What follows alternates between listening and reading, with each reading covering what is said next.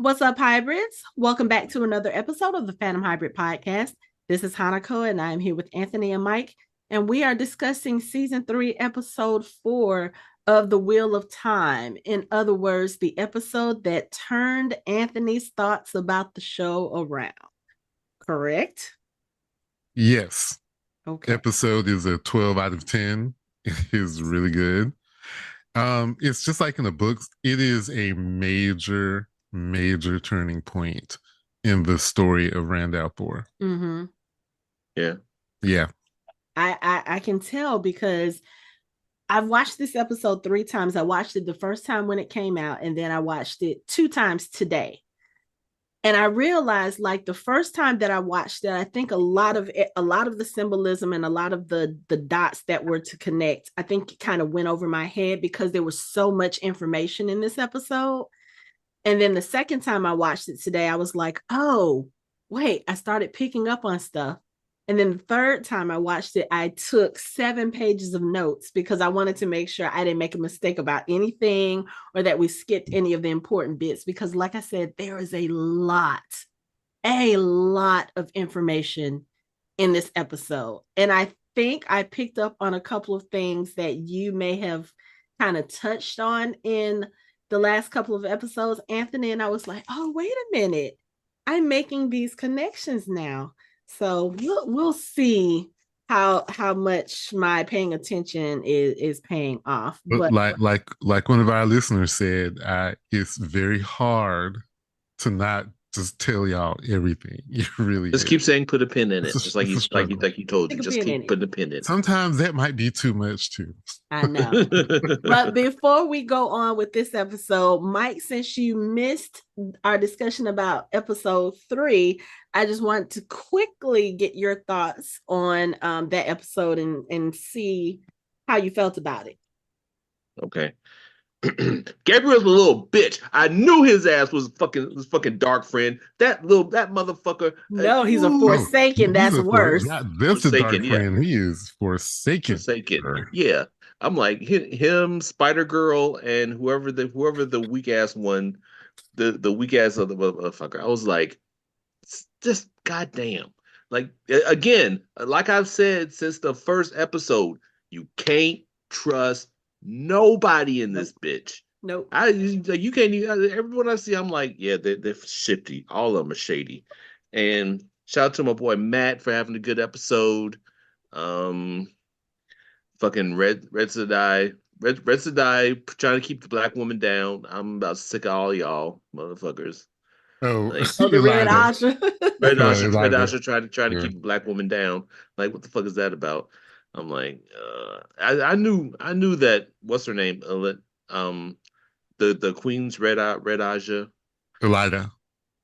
I knew she was. I was like, I'm like, God damn, she's gonna be a big fucking problem. Mm-hmm. Like, I don't like it. I don't like it at all. Anthony says she's worse than Leandrin. Yeah, I can tell. I have no doubt that she probably is. Yeah. And with her and Min, I'm like, ugh. So now Min's like a triple quadruple agent. I'm like, what?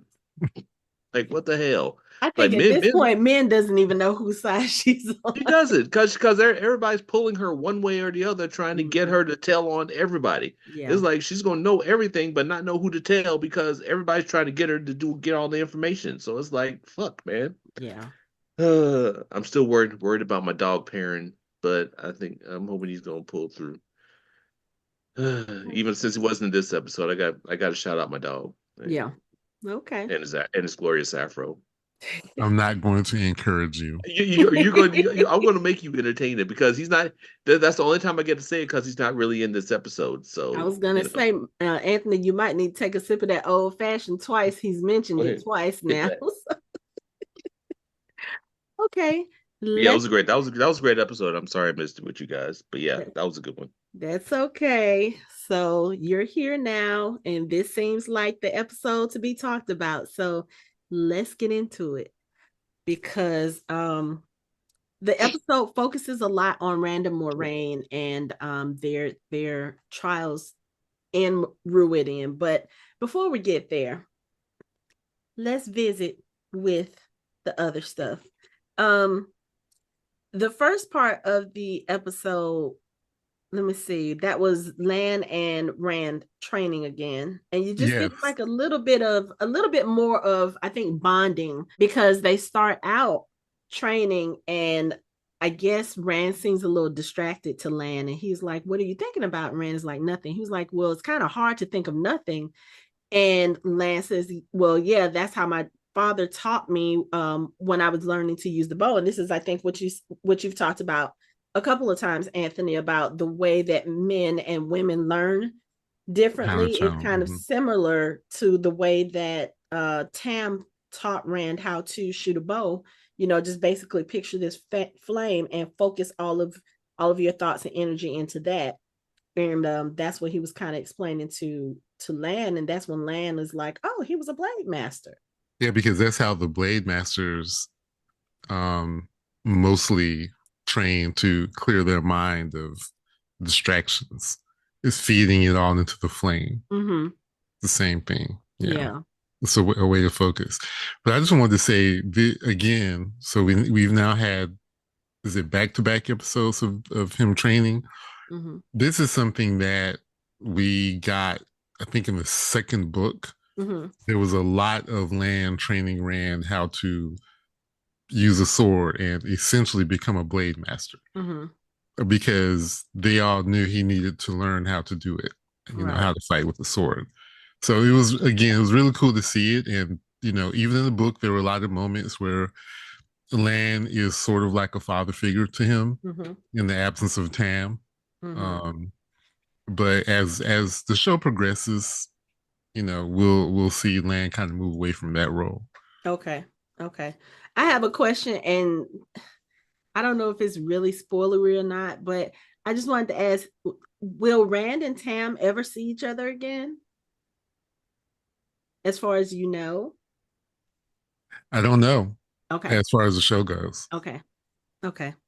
I just wondered about that, because we have heard his name mentioned a couple of times in the last couple of episodes, but with Rand kind of moving so far away from where the two rivers are, I was just kind of wondering, like, okay, is that a relationship that's going to be like completely, I don't want to say severed, but one that he will not get to explore further, or that we as viewers won't get to explore further. It's like he's moving closer and closer to finding about his blood parentage and everything about that. So it just kind of seems like they're pulling him away from who he was in the two rivers. And so I was just curious about that. But okay. So No as you mentioned, spoilers. Uh-huh. so as you mentioned, it becomes important for Rand to learn the way of the sword, except Aviendha does not think so. Aviendha has a huge problem with Rand having the sword, as we've seen in several episodes prior to this one. And then this one, I think it kind of comes to a head, because when he and Lan are coming back to the camp, and she kind of stops and she's like, "What have I told you about using the sword? You're not supposed to have a sword." He was like, "Look, Aiel don't use swords. You keep saying I'm not an Aiel, so which one is it?" And then That is a great moment. it He's like, is. make up your mind. It Am I, is. am I not? Uh-huh. Because it's like at first it seemed like Rand was trying to, I guess, kind of placate Aviendha when he first met her, because, of, I guess, of the situation. Like, okay, here I am, someone who's technically Aiel, but not Aiel, and I'm supposed to be the savior or the destroyer of your people and all this other stuff. And I think he was trying not to rock the boat.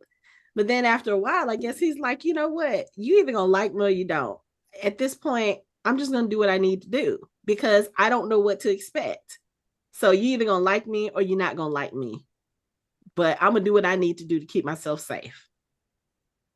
And I like that he's doing that, but also Avienda, she makes a compelling argument, just in how she acts towards them because she turns around to Lan and she was like, "Oh, this means you too. Nobody is to carry swords this close to the city in the clouds." And at first, I was sitting there like, "What in the Oh, world?" that was later. No, that was this. Was it? Mm-hmm. Okay. When she basically she challenged him. She was like, "No one is to carry a sword this close to the city near the clouds or the city in the clouds." And Lan just kind of looks at her and they're eyeing each other, and then all of the Aiel around, they start like catcalling this. Oh, Like, okay. here y'all go instigating. You're talking about Mhm. later. I thought we were still talking about the opening scene. No, because well, I mean, the opening scene wasn't really. But I got you. I got you. Yeah, I'm there now. I'm there. yeah. I'm The there. opening scene, we had that one little moment, but it wasn't really a lot story wise with that. I think it was just a moment to show that they were still bonding, they were still training. Okay. But this scene is the interesting scene because, like I said, Lan is looking at her, and then he holds his sword and his scabbard out. He pulls the sword out. She was like, "To a dance," and then I was like, "Oh, this is about to be interesting," because they're both very skilled, and they start to Real. spar. And this is so funny because Lan actually laughs. I don't think I've ever seen Lan laugh on this show. Okay. Before you continue, I'm just gonna let you know Mm-hmm. that I am a land stan, but I'm gonna tell Course. you We've this. already discussed I'm gonna this. tell you Yes. this. He's laughing because he can take her at any point in time, Mm-hmm. but he's gonna entertain her Mm-hmm. because she obviously got a chip on her shoulder. She been itching at this, chomping at the bit for a Yep. chance to show how much better she is. And he's like, "Yeah, I'll play." Yeah, Yeah, right. And that's exactly how it came across. He was like, "Oh, okay, you want to play? Yeah, let's play. okay. Come on." I love when he like disarmed her with one of her spears. Then he got it. He started handling it better than her. He was like, "Here, you want it back?" He was like, I was tripping because I didn't even see him grab it until he turned around with it and gave. I was like, "Wait, when did he do that?" That was a fun sparring I'm, session. yeah, I'm not discounting her skill. She's very skilled. We understand this, "She's It's just Anthony. We that badass." understand. he's on a different level. We understand. I think you have mentioned this several times before that Lan is considered like the best fighter in out of all these people, Yes, he is. out of all of them. So yeah, we get it. And it looked like he was holding back with her. Like, okay, yeah, I'm just playing, I'm playing. But then I think he also got a little bit more serious as it went on because he saw what a skilled fighter she was. And he was like, "Oh, okay, let me not play with her." Like, I feel like he probably would have felt like, "Oh, this is being real disrespectful for me to be, holding back from somebody like Yeah, that." She probably would have felt disrespected if she realized he was holding back. yeah, probably Because so. she does consider herself a skilled warrior. And it would be, I guess, dishonorable for him to hold back when she was being very serious about it. So Yeah. And like I said, she's a very skilled warrior, which makes what happens afterwards even more heartbreaking for her. Yeah. Because Bear and the women, they come out of the tent and they're like, "This is enough. It's time for you, it's time for you to basically do your duty." And she was like, "I'm a maiden of the spirit. I don't want to be a wise one." And everybody stopped. Like even like Moiraine, Egwene, Rand, they all stopped. And it's like they were all looking, I guess, in a way, horrified because we see what the example of the wise women are here with Bear and Melaine.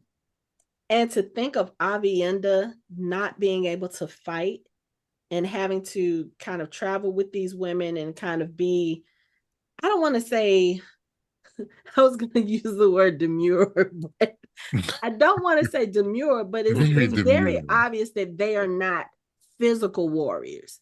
And to think of Aviendha having to fulfill this role, it's so strange to me because I can't imagine her as anything other than what she is.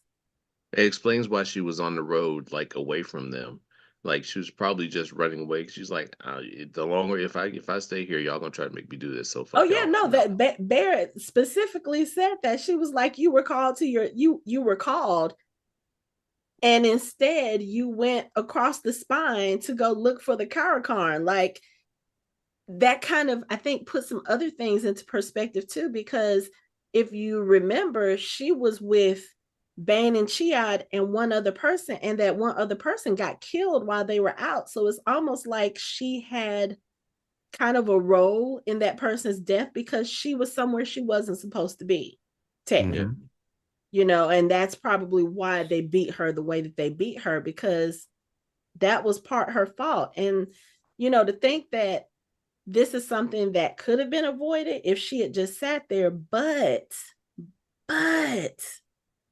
if she had stayed, she would have never gone across the spine. She would have never ended up where she ended up, in I forgot what the name of the town was where Perrin found her.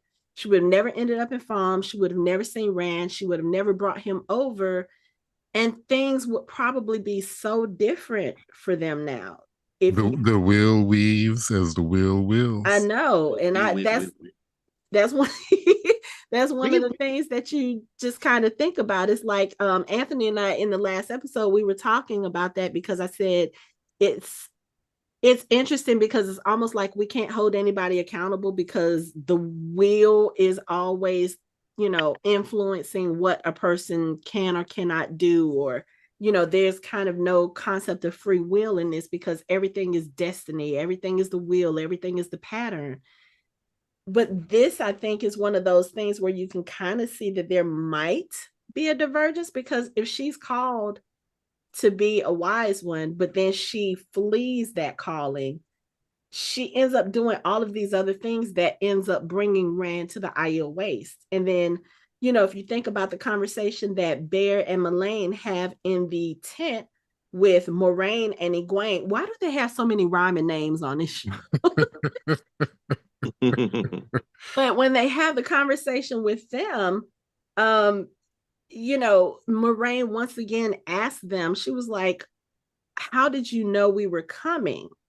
And the response they said was that wise ones see many paths, and what is happening or beginning is more easily seen than what will happen or may. So it's kind of like them being a seer, but not quite. It's kind of like, instead of that, whatever it is that they see is definite, it's just kind of like, okay, this is a possibility of what can Well, happen. it's related to what the wise ones go through Mm-hmm. when we talk about when they go through the circles in Rhuidian, Rhuidian, uh-huh. because they see all the possibilities Mm-hmm. of the future. Yeah. So it's easier to see what's happening right now. But because you've seen thousands and thousands and thousands of possibilities, it's not so easy to see which path is Mm-hmm. the right path. Yeah. So it's not like they're not seers.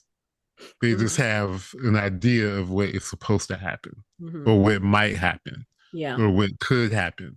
And they have to be wise and trying to figure out how to make things work out the way they're Yeah. supposed to. Yeah. But just like they said they didn't see Egwene coming at all. No. And they said that Rand coming to the Aiel Waste, there was only like a slight chance that that would happen. But what they did say was that if Rand didn't come to the Aiel Waste, they would have all died. If Moiraine had not come, they would have all died. And then if Lan had not come, they would have all died. And I'm like, okay, so the only reason why they are even there, well, I won't even say the only reason. Part of the reason that they are there is because Aviendha went off track and made her way to that side of the world. After they went to her and was like, okay, it's time for you to take your wise ones test. And Right. she's like, deuces. Right. She was like, what we not gonna do. Which that could have been, because since the wise ones, they're together, they can compare. They're not really supposed to, but they can kind of compare notes about what they've seen.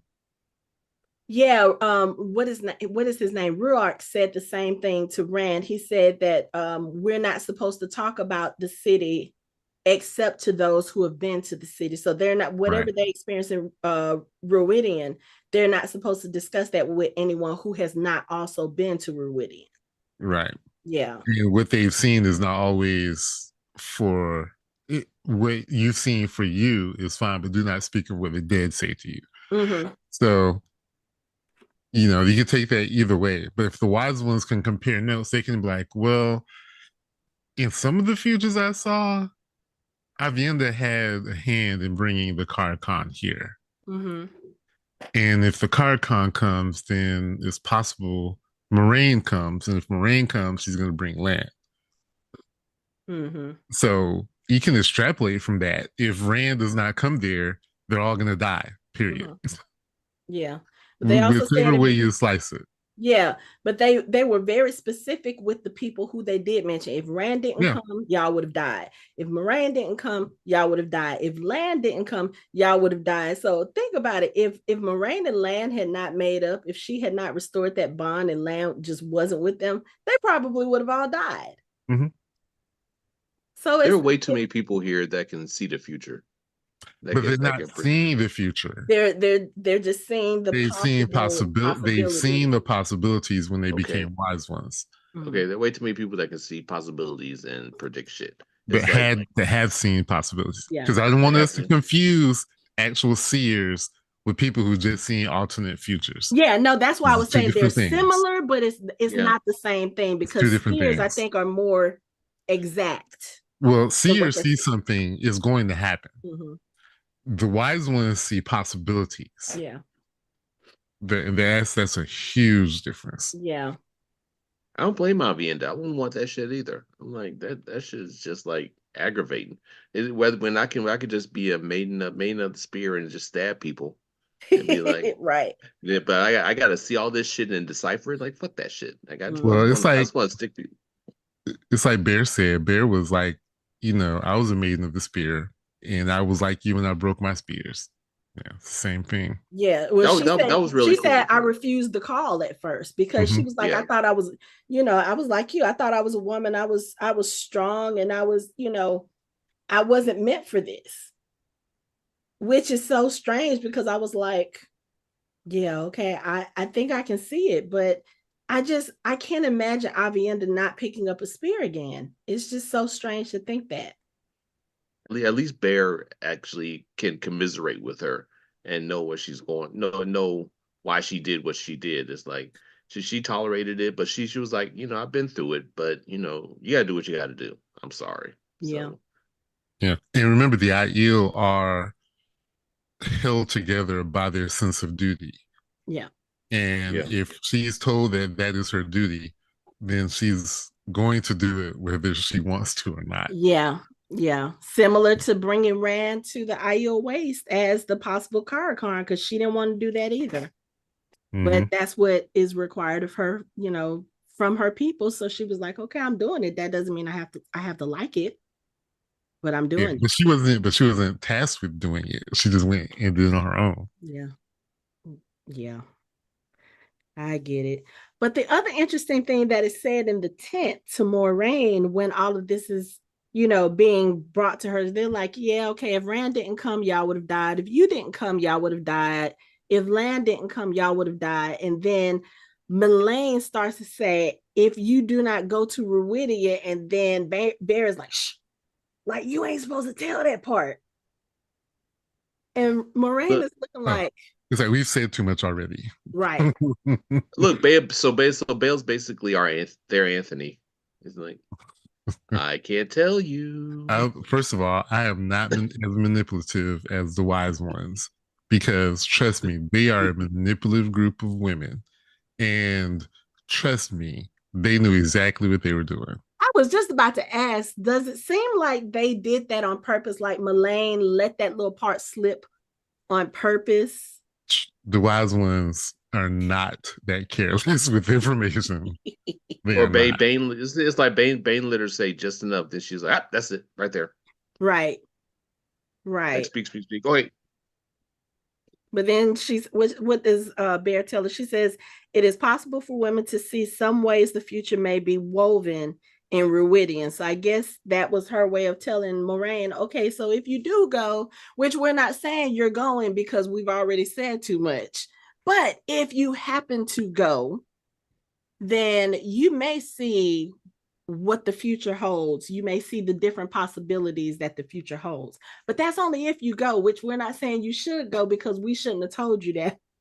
And you would think that Moiraine, being the Aes Sedai, would be able to see through that, being able to tell you stuff without actually telling you stuff. Right. Let me tell you, Moiraine was so funny because at the beginning when Egwene is asking them about the servants and they answer her and Moiraine was like, so you're quick to give us answers to questions we don't care to know the answers.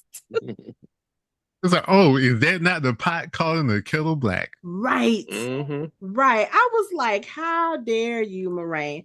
But it was interesting enough for me to pull out this book, this Wheel of Time book, because I wanted to know what that particular term was. Because when Moiraine explained it, the way she worded it, it didn't come as clear to me because I was still kind of confused. So I looked it up and it was the Gaishan. Mm-hmm. And of course, I don't have my glasses with me. Oh, yes, I do. And it was the Gaishan. And so I looked it up and it says the name means pledged to peace in battle in the old tongue and is used to refer to those Aiel taken prisoner by other Aiel during a raid or battle. These prisoners are required by Jeito. Is that, I guess that's the duty. Mm-hmm, duty and to honor. serve their captor for 1 year and a day, touching no weapon and doing no violence in that time. They must complete this service humbly and obediently with no complaint or thought of escape. They wear white robes to clearly distinguish them from other Aiel during their service. Even if they are somehow returned to their own people, that period of service must be completed. And this is from the world of Robin Jordan's The Wheel of Time. It's kind of like a big encyclopedia about the Wheel of Time that I got last year. And so it was just interesting because I think Egwene at first, when she looked at them, she thought they were servants. And of course, having gone through what she recently gone through, that was probably kind of triggering for her. And then when they explained that, they were like, oh yeah, no, I think it has to do with the honor system. Like they said, the lowest honor is given to people who actually kill in battle. And the highest honor is to those who engage with an enemy, but they don't cause harm or death. So I was like, okay. Yes, if you are fighting, or I'm sorry, if you're engaged in the dance of spears, mm-hmm. and you're touched by the person you're dancing with, then you are going to be a Gaishan. Okay. Because they didn't harm you, they didn't hurt you in any way, but they got to you. Mm-hmm. And they showed you honor by not killing you. Mm-hmm. And so therefore you owe honor to them. Okay. Yeah. Or duty. Yeah. So, but yeah, Moraine's little response to that, she was like, you are real quick to answer questions that we don't really care for the answers to. And they were like, okay, so what do you want to know the answers to, Aes Sedai? And then that's when she tells her, oh, how did you know we were coming? And they go into that whole particular conversation. And later on, Moiraine and Rand, they have a conversation. And it's interesting because Rand, I think, has gotten to the point where now he's starting, like you said, with Aviendha, he's starting to challenge things more. And I thought it was very, I don't know if I want to call it strange or kind of, again, the pot calling the kettle black, because Moiraine is like, okay, you and this arrogance is not going to work. And I'm like, Moiraine, he's taken a few cues from you, because she has been acting arrogant literally since we met her. But they have the conversation because she realizes he's planning to go through Rhuidian the next day. And she was like, the wise ones say that the people who have gone before, they sit on the slopes for weeks before they go. He was like, I know I need to go. And that's when she was like, this arrogance is gonna. He was like, no, I know I have to do this. Like, why put it off? I gotta get it done. And because he doesn't really know what is gonna take place there, I guess that he figured now is as good a time as any because I can't really prepare for something I don't know what, when I don't know what to expect. And And they can't even tell him anyway. can't tell him. No, because what did he say? He said we only talk about the city of we only talk about Rhuidean to those who have been through it. So they wouldn't be able to tell Rand anything anyway. But he challenges Moiraine. He was like, look, I need you to tell me in plain speak that you are not going to do anything to stop me, that you are not, going to try to do something that's more for the tower's benefit or your benefit. I just need to know you're not going to stop me. I need you to say it plain so I know that you mean it. In other words, don't be talking in your riddles, Moiraine, like you do to skirt around what you really need to say. So she was very clear with him. She was like, I will not hinder you from fulfilling your destiny. I have lived my whole life towards this goal. But I also will not sit here and watch you put your head on the chopping block. She was like, I'm not going to promise to stand by and do that. Because, Rand was trying to tell her, he was like, you've never tried to help me. And she was like, that's all I've ever done. And I guess if you're looking at it from the outside, like we can look at it, we can see where, everything that she has done literally has been to try to get Rand to where he needs to be.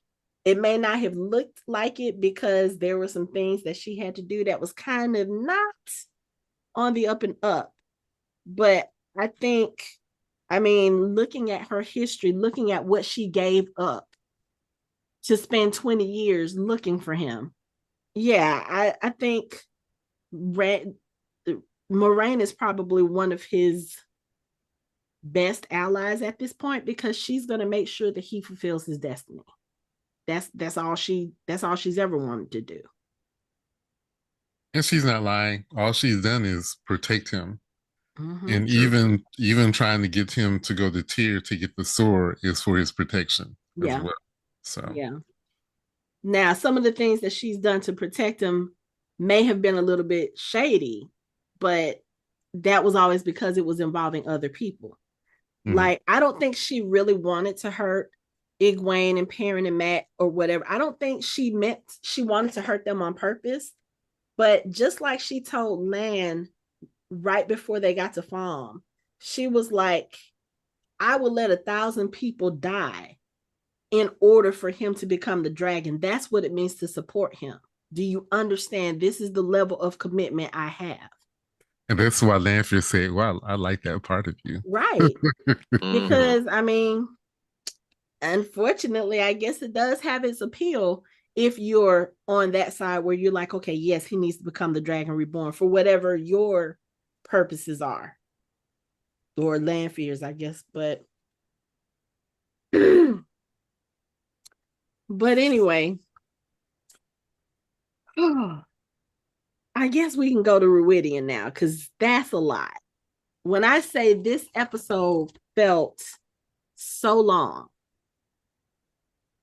there was so much going on. First of all, when they get up there to Rhuidian, to the kind of the outskirts of that city, and that was definitely a city. The city in the clouds. Oh my gosh, that thing is huge. But when they get there, the Shaido are there. The Shaido Aiel. And I don't know if the woman we saw, Savannah, if she was like their leader. She's a wise one. Oh, okay. She's a wise one as well. Okay. Mm-hmm. I can tell because her headpiece and stuff was so elaborate. I was like, what is she, like a leader, a queen, or is she just extra? In the book, she's known for wearing necklaces. Oh, okay. Tons of, like, she would just be covered with necklaces. Oh, okay. Like Mr. T level. Yeah. And basically just that. Okay. Yes. Okay. So they had to kind of change that around for the show. Yeah. Okay. Yeah. Okay. All right. But yeah, so anyway, so she's there, and apparently her husband has died, and she has taken his son as her new husband, and he has gone through Rhuidian. And that exchange there was the interesting one because there's a guy there named Couladin, who is, I guess Cooler. I guess that's Savannah's other I guess that's like her other stepson. Yeah. Okay. Now I guess brother-in-law. Stepson Entitled. slash brother-in-law. Yeah. But he is very offended about the fact that the Ta'ardad brought Rand and Moiraine and all the quote unquote wetlanders to Rhuidian. And there's a conversation that they have because at that point, that's when Rand asks for permission to go through Rhuidian from Bear and Mullane. And Couladin is like, he's not even Aiel. What is that? What did he say? He said, it will mean his death if he walks through Rhuidian. And Rand says, my mother was Aiel. And Bear turns around and she looks at him. She says, your father, yes, but your mother. And then she's cut off before she can finish. And I was like, wait, I missed that the first time I watched this. But then after having the conversations over the last 2 episodes, I was like, wait a minute, I'm about to ask Anthony to possibly spoil something. So Rand's mother was not Aiel. No. Okay, so going further back a couple of episodes, is it possible that his mother is the missing daughter heir from Andor as he takes I think you his got your old answer. fashioned? Because all this time they've literally been making it seem like Rand's mother was Aiel, because I mean she was fighting in the Aiel War. She does have the red hair. So, and then of course we know that Rand is Aiel. They've said that very plainly. So Elaine has red hair. she does. Interestingly enough. So red hair is not exclusive to the Aiel. Right. But I like the way that they've always kind of pushed that narrative in the show, just to make it seem like, oh, okay, well, yes, it was his mother. And then all of a sudden in this season, you start seeing, I guess not necessarily holes, because for me, it wasn't glaringly obvious when we talked about Andor and, Morghase's coronation and the missing daughter heir. There's nothing that would have led me to think that that was Rand's mother, because at that point, we had no other indication that Rand's mother was anything other than Aiel. Yeah. Nothing had been said. So now with this one little bitty statement that Bear said, again, like you said, they don't say anything without reason. You know what I'm saying? I don't think that was an accidental slip. Nope. Why you know what? Bruh. Why are you hiding your face, Anthony? I'm not hiding my face. I'm not. So yeah, I thought that was very interesting, because Rand didn't very interesting indeed. Yes. He didn't even have a chance to like really react to that, Yeah, because that was news to him. Wait, what? Right. Because he's thought all this time that his mother was Aiel. Now, answer this question, because I can't remember. You mean try to answer this question? Well, yes, try to answer this question from first season, because I know that Rand found out about his mother being Aiel, and it's possible that Tam may have thought that she was Aiel. I mean, why would he think she wasn't? She was there fighting the Aiel War, But did they ever say specifically that Tam was not his father? Like, does Rand have any reason to think that Tam wasn't his father up until this point? Because I don't, I I don't don't, remember I them don't, discussing that. I'm not sure.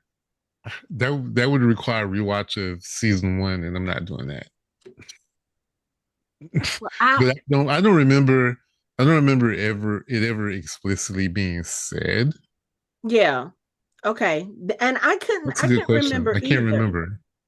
Okay. Because I feel like if Rand knew that Tam was not his father, then I feel like his whole thing about being Aiel would probably be a bit more. I I don't think know. He would I want to accept it a little say bit I more. want to say he's thought. I want to say maybe this in the show he did think that Tam was his father. Okay. Okay. And just maybe it was the story of, because I know that Tam had a wife who died, and that's who Rand thought was his mother. Mm-hmm. And then when the truth came out and he was told that his mother was Aiel, it was just kind of one of those things where, oh, this is what happened. Your mother was an Aiel woman. She died. And, your mom raised you. But I don't think nothing was ever said about Tam. But Yeah. then this also makes me wonder, so if Tam was there, and we know Tam is not Aiel, does that mean that he was there fighting for Carian, for King, what is his name, King Yeah, Lemon's Lamon. soldiers? King Layman. Yeah. Yeah. Remember in the flashback, he was there fighting. Yeah, but Yeah. back then we didn't know who he was fighting and what they were fighting for. Yeah. Okay. Okay. Yeah, I just wondered because Yeah, that's like not really spoiler. He was yeah, because he was a blade master and he was one of the captains in oh, okay. Mm-hmm. the Aiel War Okay, yeah. in Because Layman's even army. in this episode, Rand, when he's talking to Lan, he tells him, he was like, I don't know much about my father. I know that he was a soldier way before I was born. But, I think Tam intentionally left out all of the information as far as who he was, who he fought for, because Rand didn't even know he had a sword until the Trolloc came into the cabin. Mm-hmm. So, there's a lot about him Yeah. that Rand doesn't know. Yeah, And Tam took that baby and went all the way back to the Two Rivers, yeah. where he could blend in because as soon as he got out of the Two Rivers, damn, you look like an Aiel. Everywhere he went, Mm, man, you look like Aiel. What is Aiel man doing this far south? yeah. Yeah, because he had never left the Two Rivers. Mm, yeah. And he was there as a baby, so no one around there probably had ever seen an Aiel before. Yeah. And they wouldn't have thought it because he's been here as a baby. Like, why would we think that Yeah. he's not you? So, and especially if Tam had if his wife was still alive back then, he could have come home with his baby, kind of like, in a sense, kind of like um it's Ned Stark. Mm-hmm. Hey, here's this baby. The mom is dead. I didn't want to leave the baby abandoned. And the wife was probably like, okay, yes, we can take it in, we can take care of it.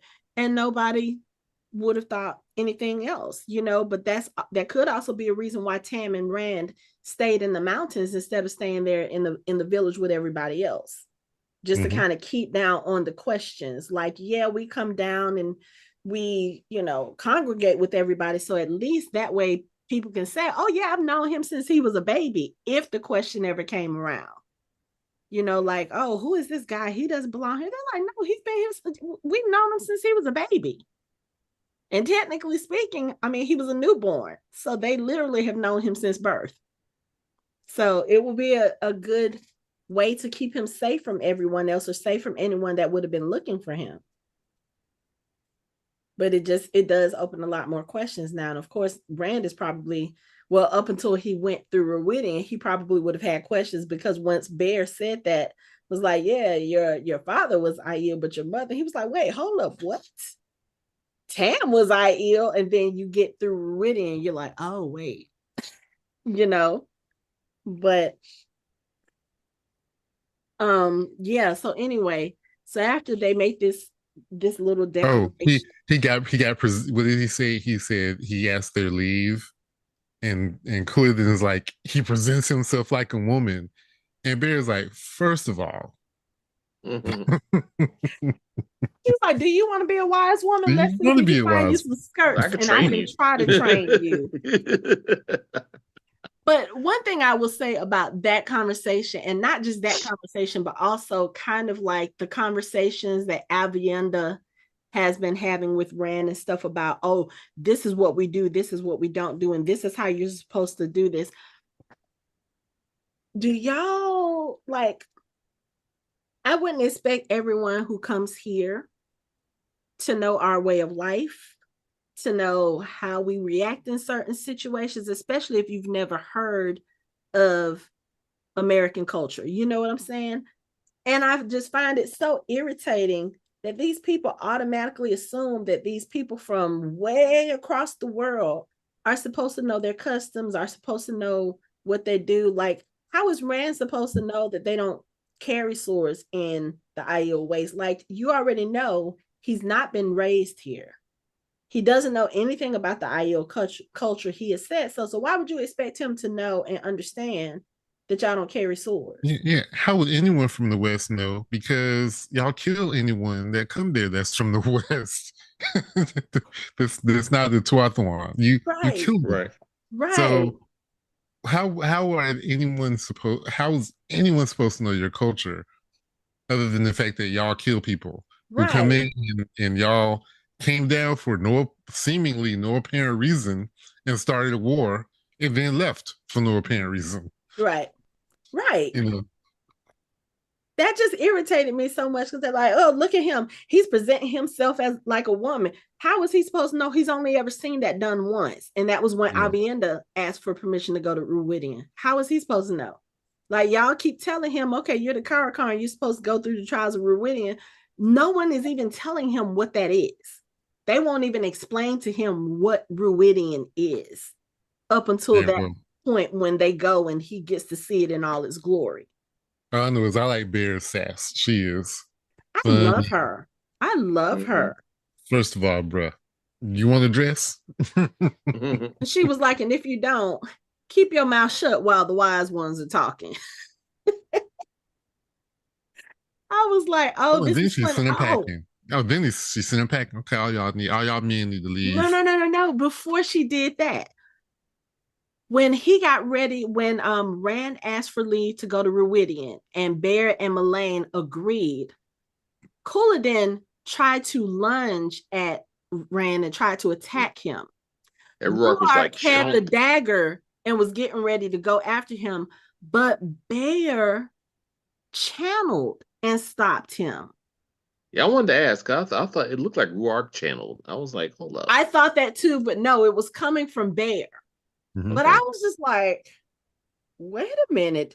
She can channel because even Moiraine was looking at her like, oh, hmm. Interesting. And Yeah, I know, Ruart pulled one of the many knives he has hidden. no, we're not going to talk about him and his many knives. We're going to talk about Moiraine and hers. But Moraine before that, like you said, had like 12 knives like in crevices. Like, yo, hold up. they sent the others packing. They told she told Ruark to go, she told Lan to go, and then she told Egwene to go back. And Egwene was like, I'm going with him.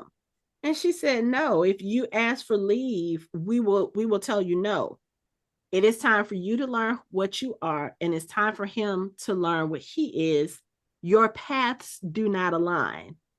And I was just like, okay, how many times now we're in 3 seasons, we're halfway through the third season. How many times does it seem like Egwene and Rand want to be together, want to stay together, but their paths keep diverging? And I feel like they are really not paying attention to it because they love each other so much and they want to be together. But it's like, obviously, the wheel is telling y'all, Y'all need to chill. here go Anthony.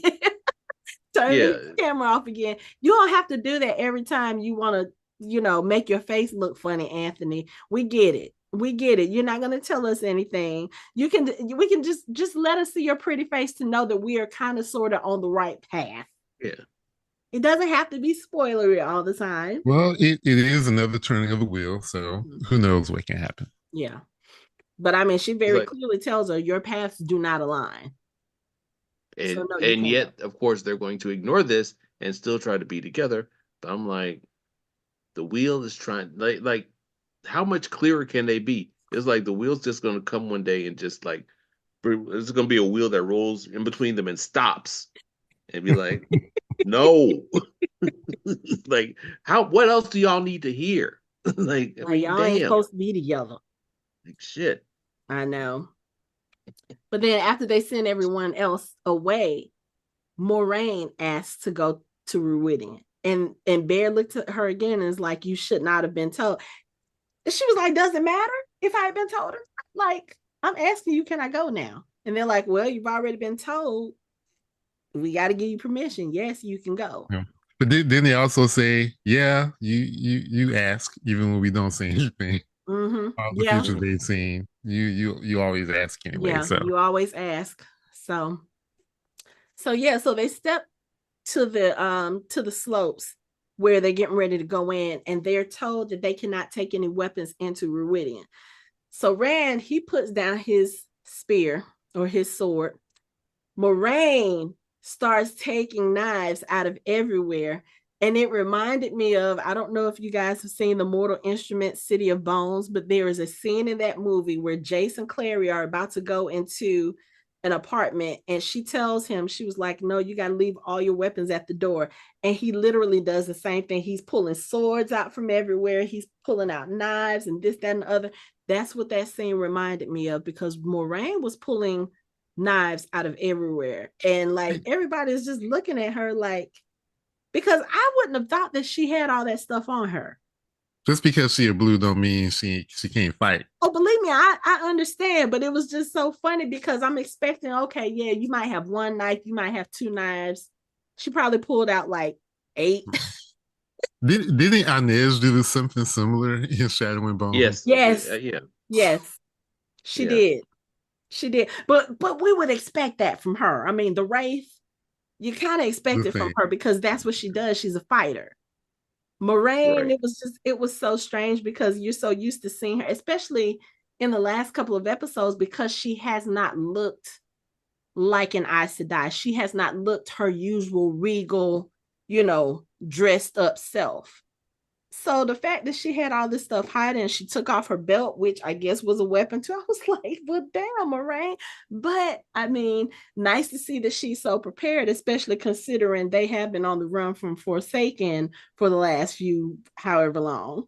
So, okay, I get it.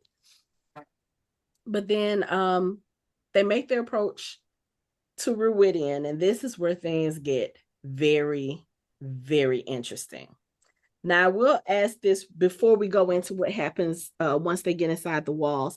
Anthony, what was it specifically about this episode that made you say, okay, you know what? Y'all can do whatever y'all want to do. It doesn't have to be book, whatever. I'm in. I'm all in. Because they seem to have, for once, it felt like they really took into account stuff from the book. Like they really seem to take care to try to translate it, to try to make it work. It's sort of what you would want from an adaptation, I guess. You kind of get those in the books.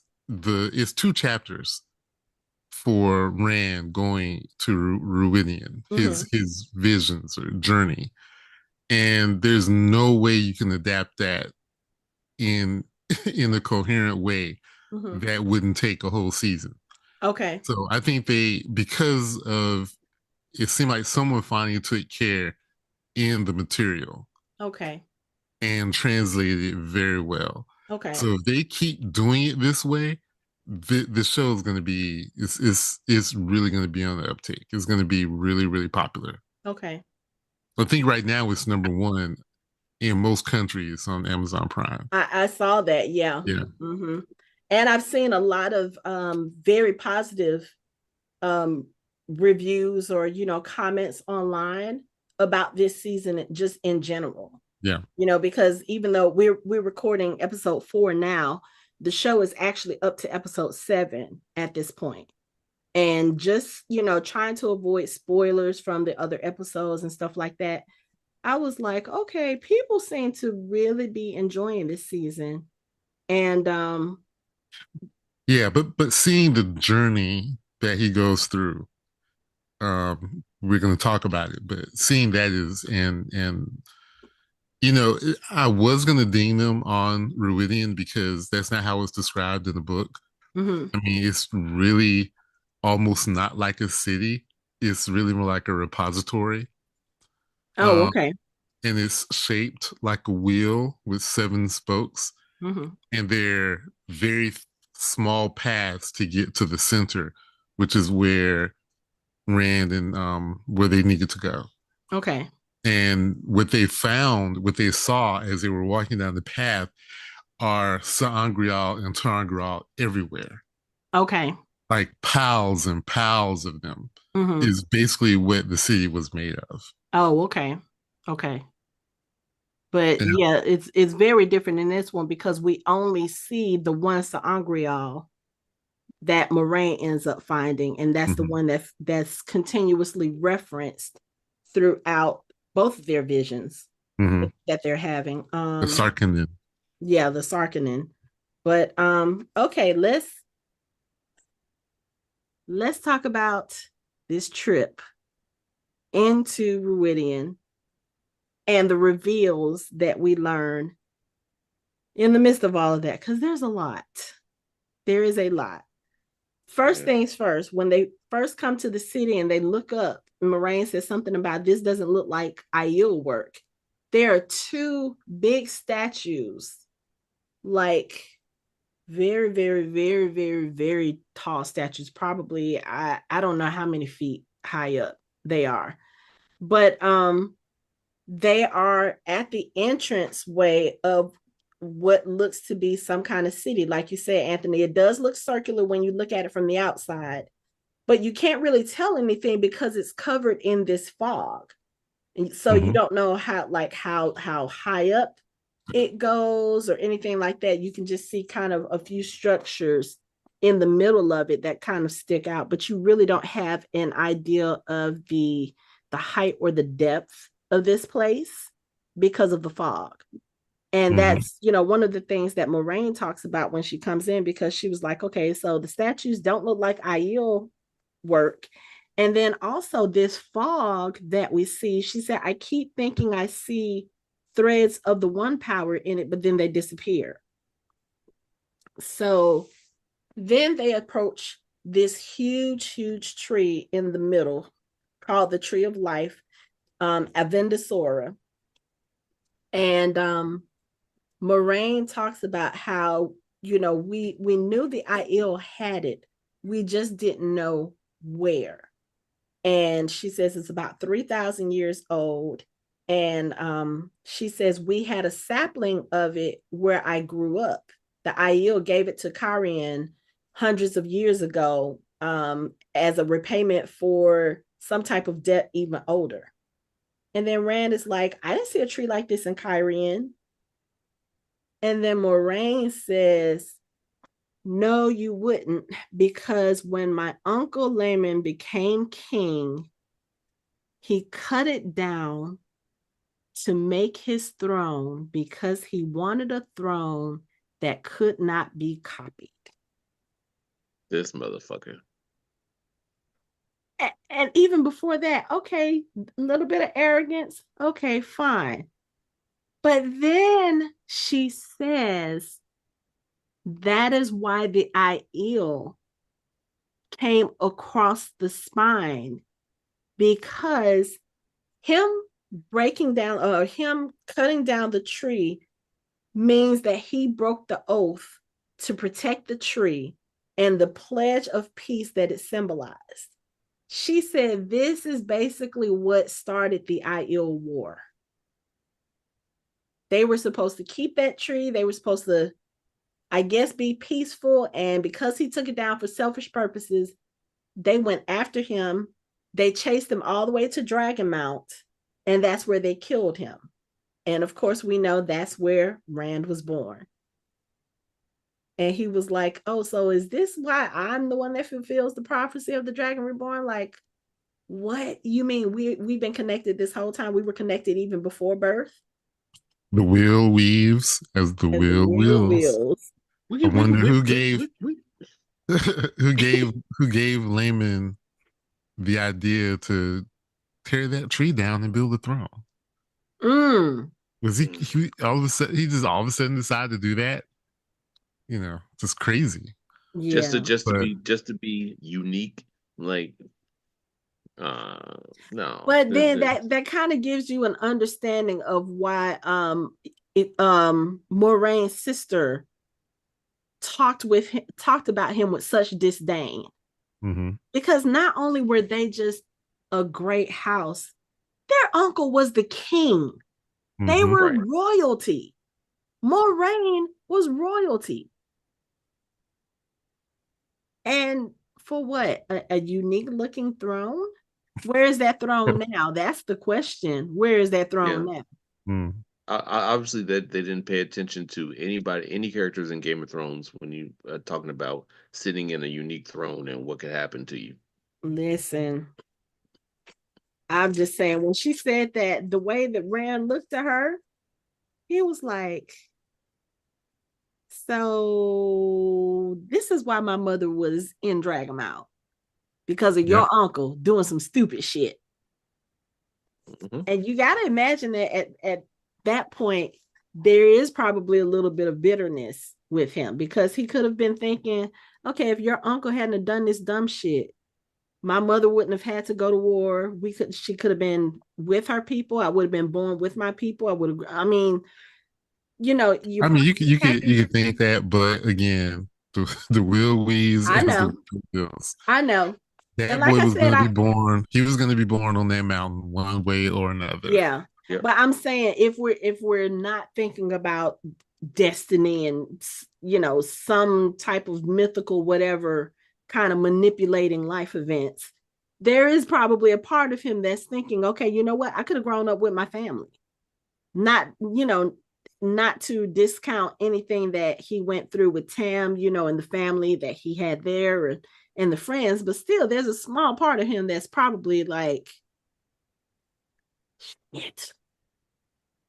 And then he tells Moraine, he was like, you shouldn't have come in here. Like, I don't want to be around you. But then that's when their paths kind of divulge.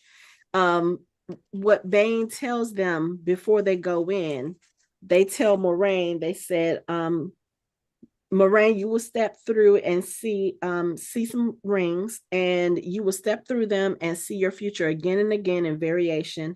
And you will know without a doubt some things that must be for you and some that must not. And what they tell Rand is that you will walk through glass columns, retracing the footsteps of your blood ancestors. Each step forward will be a step backward in time, dozens of years or hundreds of years, or maybe more. And they said to lead is to know where you came from, to understand the blood in your veins. Now, I get all that. I was not expecting, and I don't think I was prepared for the depth of how far back his vision, I don't even want to know if I want to call it visions, but his recollections of the past, and seeing, his ancestors, how far back it will go, and the depth and the meaning of it. And not only that, every single version of the person in his past, Yosha Stradowski, Rand, was playing those parts. He played each Yeah. one of those. And I mean, he was so good in this episode, because they made him, especially with some of the characters he played, he looked so completely different. They had like a lot of prosthetics on him, and his Yeah. voice was different. Like I said, his accent changed with different ones. But it's like there's something about his voice, like the bass line in his voice. When he opened his mouth for the first one, it's like, that is Rand, but that looks nothing like him. And then I went to look it up and I was like, oh my God, that is him. He was phenomenal in this episode. And I think, Anthony, I think you and I may have mentioned this in the last episode. He is so good. Mm-hmm. So good. Yeah, it's like I literally had no idea. The first time when you saw him as Mandan, You Mandarin. you No, see him as John Janduin John first. Dwayne first. Jandwin, Jarduin. Jandwin, yeah. Yeah. Jandwin, yeah. I was like, okay, is that? Then it's like when I looked at the X-ray, I was Mm-hmm. like, is that Randall? I was like, oh, Mm-hmm. so Janduin is Rand? Is that Rand's actual father? That's his actual father. Okay, Mm-hmm. I'm gonna And have questions going through this, so that's fine. oh yeah. Oh, So this questions are fine. yeah, questions are fine. That's how we're gonna find out all the Answers information. the answer is not so much. And Yeah, we don't want to get Anthony drunk trying to avoid God, spoilers. hey, don't you have to work tomorrow? Don't even mention it. This is a mocktail. This is not real. Oh, I don't okay. believe you. Okay, whatever.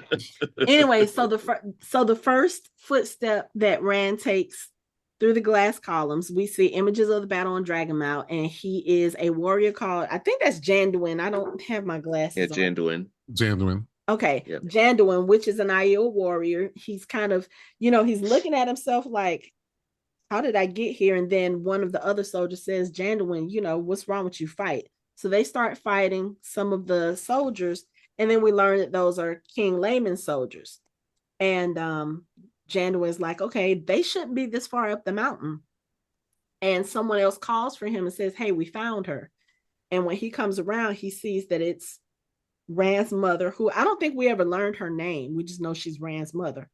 But he sees her and he kind of bends down. At this point, she's already dead.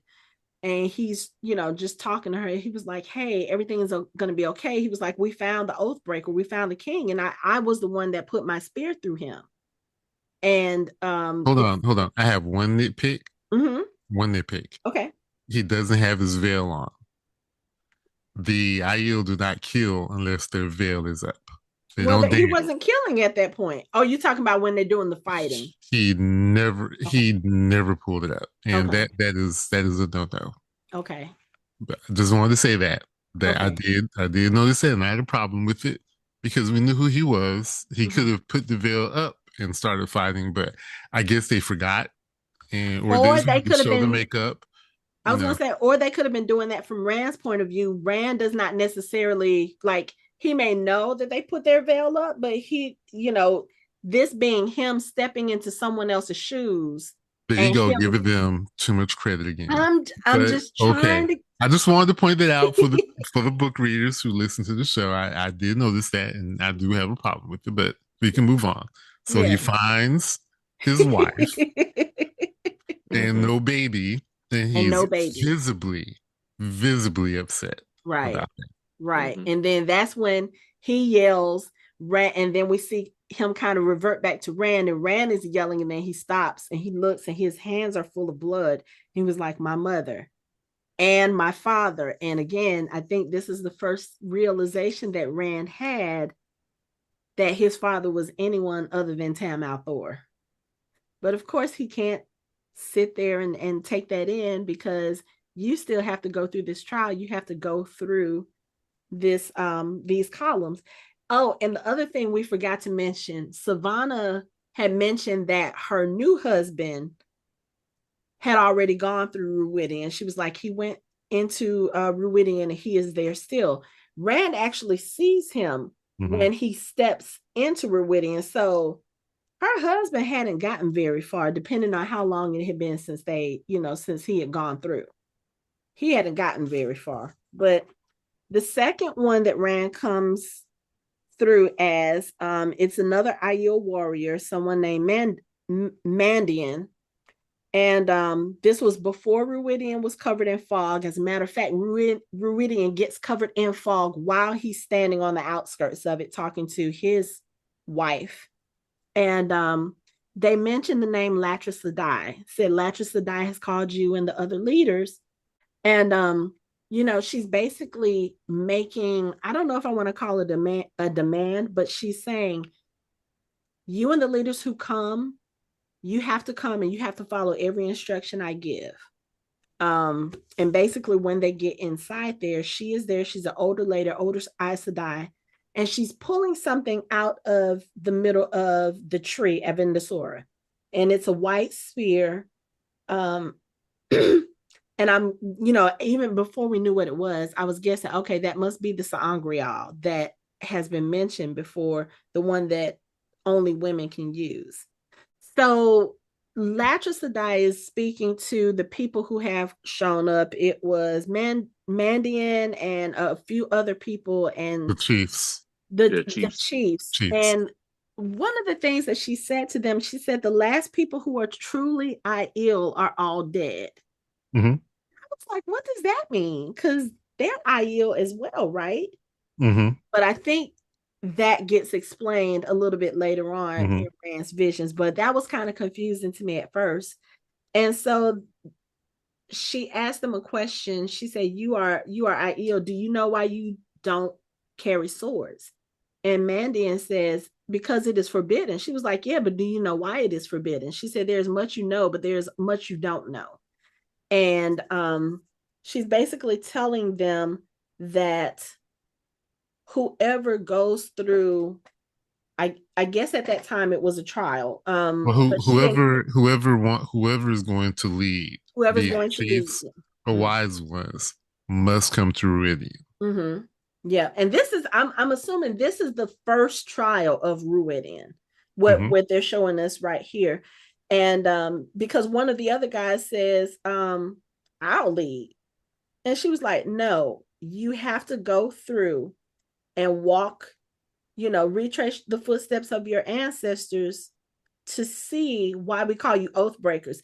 And it's so funny because when she said oath breakers, they all turned and looked at her like, no, the hell you didn't. I was like, oh, so calling Aiel oath breakers is kind of the equivalent of calling the other people dark friends. Like they don't like that at all.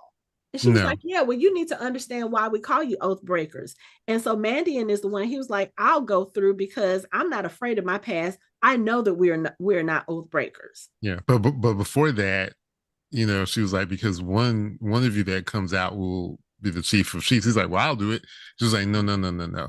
That person's gonna come later. Mm-hmm. Yeah, the person who's He will going to be lead all Aiel will all come I later. Mm-hmm. yeah. He's going to be of the blood, but not raised by the blood. Mm-hmm. Yep. But she also tells them, she was like, yeah, the one who's going to lead or to be the chiefs and the wise ones are the ones who are going to go through these trials and they're going to see what they need to see as far as why we call you oath breakers, learn about your ancestors and their past, and you have to accept what you see. Yeah, If you because don't, those who cannot accept it, they're yeah, not those gonna who live. can't learn Yeah. won't lead. And that's Won't basically, live. Won't live. did she say live or lead? She said live. Oh, okay. Those who cannot learn won't live. Oh, okay. Okay. Yes. Okay. So Mandian gets ready to go through the columns, and then we come back to Rand, and then we see him go into another version of himself. And again, it's so strange to me that we're seeing all of these different versions of himself because some of them look nothing like him. And then some of them look like him, which is this third one, Lewin, which is a member of what we now know as the Tuathawan. But we learn in this particular vision, the Tuathawan and the Aiel were the same at one point. And Lewin is this teenage guy. He's there with his two friends who reminded me of Matt and Perrin, probably on purpose. Yeah. Mm-hmm. But he talks about he's literally sitting there caressing a sapling of Aviendha, and it has the sangreal in the middle of it, and he's talking about how important it is, and he's like, yeah, old man Adon is talking about we're going to build the city in the desert, and that's where we're going to plant the tree, and blah blah blah, and his friends are teasing him, and then he sees his mother who looks distressed, and she tells him, yeah, your sister was abducted by some bandits, they were taken, and also the other guy, Elijah, his sister, I guess, was also Sister, I taken. think. Yeah. And so they're questioning them like, so what are we going to do? Can't we go get them back? And then old man Adon comes over and he was like, no, stop talking like that. And they're like, well, what are we going to do? And he says, we bury our dead and we move on. And I was just like, oh, here we go with this bullshit again. Here we go with this. So he kind of sends the teens away, and they walk away, and Elijah's like, they're still alive. They didn't say they killed them. They said they took them. That means they're still alive. We got to go get them. We can't just leave them there with, with the bandits. So they make a plan to go and rescue the two girls. And this shit goes so bad so quickly. Completely sideways. Completely sideways, because first of all, you go in and you sneak in, you find out where the girls are sleeping, you go over to wake the girls up so you can take them. First of all, you're whispering way too loud. You could have just kind of nudged her and been like, sis, it's me. Then she responds a little bit loudly, like, no, you can't be here. So one of the bandits wakes up, gets ready to come start attacking, and then like all hell breaks out. Elijah starts fighting one of them. Charlin starts fighting one of them. One of the bandits comes towards Lewin. He gets ready to fight them, and his sister's steadily telling him, no, you can't do this. Don't do this. Lewin, stop. Lewin, stop. He's going to rescue you. Lewin, stop. Lewin, stop. This guy comes after him, and Lewin sees the spear. He swipes it up across this man's face, and I did not catch this till the third time I watched it. He took the whole face off. I was like, what the hell? Yeah, I was like, oh shit. Face off. Man, I don't know how I missed it the first two times, but it's like the second time I watched, I was like, wait, something weird just happened. And it just kind of went so fast that I didn't pay attention to it. The third time I actually paused it right when he hit the ground. I was like, oh, he looks like the Crypt Keeper. Not the Crypt Keeper. Yeah, the Crypt Keeper. He looked just like him with the face off.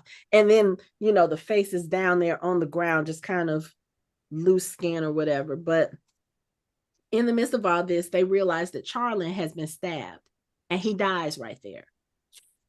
So they take Charlin. Poor parent. I'm saying my dog. You know what? Doing my past dog like that. Like, that's just messed up. Terrible, man. Ain't no parent was descended from the Aiel. Messed up, man. Kind of remind me of him though, for real. For real.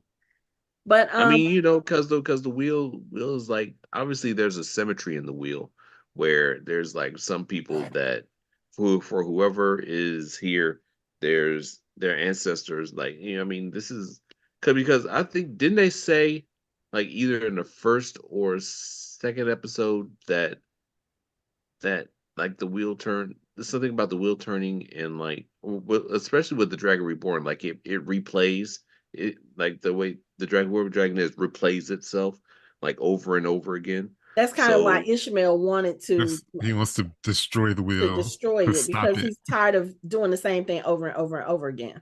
Yeah, so of course Rand's gonna have his Matt and Perrin in each of his iterations, even though, like, this Matt is like high as a fucking kite, like leaning against a tree after he smoked trees. It's like, bruh, like. But I mean, yeah. So it's like so this like actually made sense to me, because that actually, it finally clicked in my head when I was thinking about it. I was like, oh, that's right, because they're going to have some symmetry in each iteration. So I was like, all right, cool. Well, even though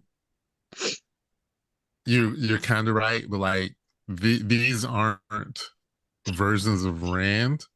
These are his ancestors.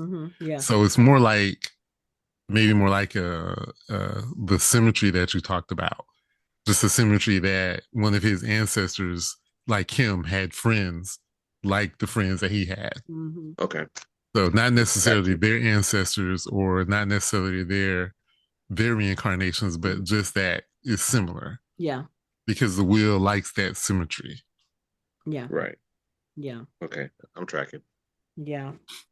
But excuse me. But yeah, so they end up bringing Charlin's body back to the caravan, and Lewin's grandfather looks, and of course they notice that the two girls are with them, and he comes over. He was like, what happened? And Lewin's sister Snitch. immediately says, he killed them.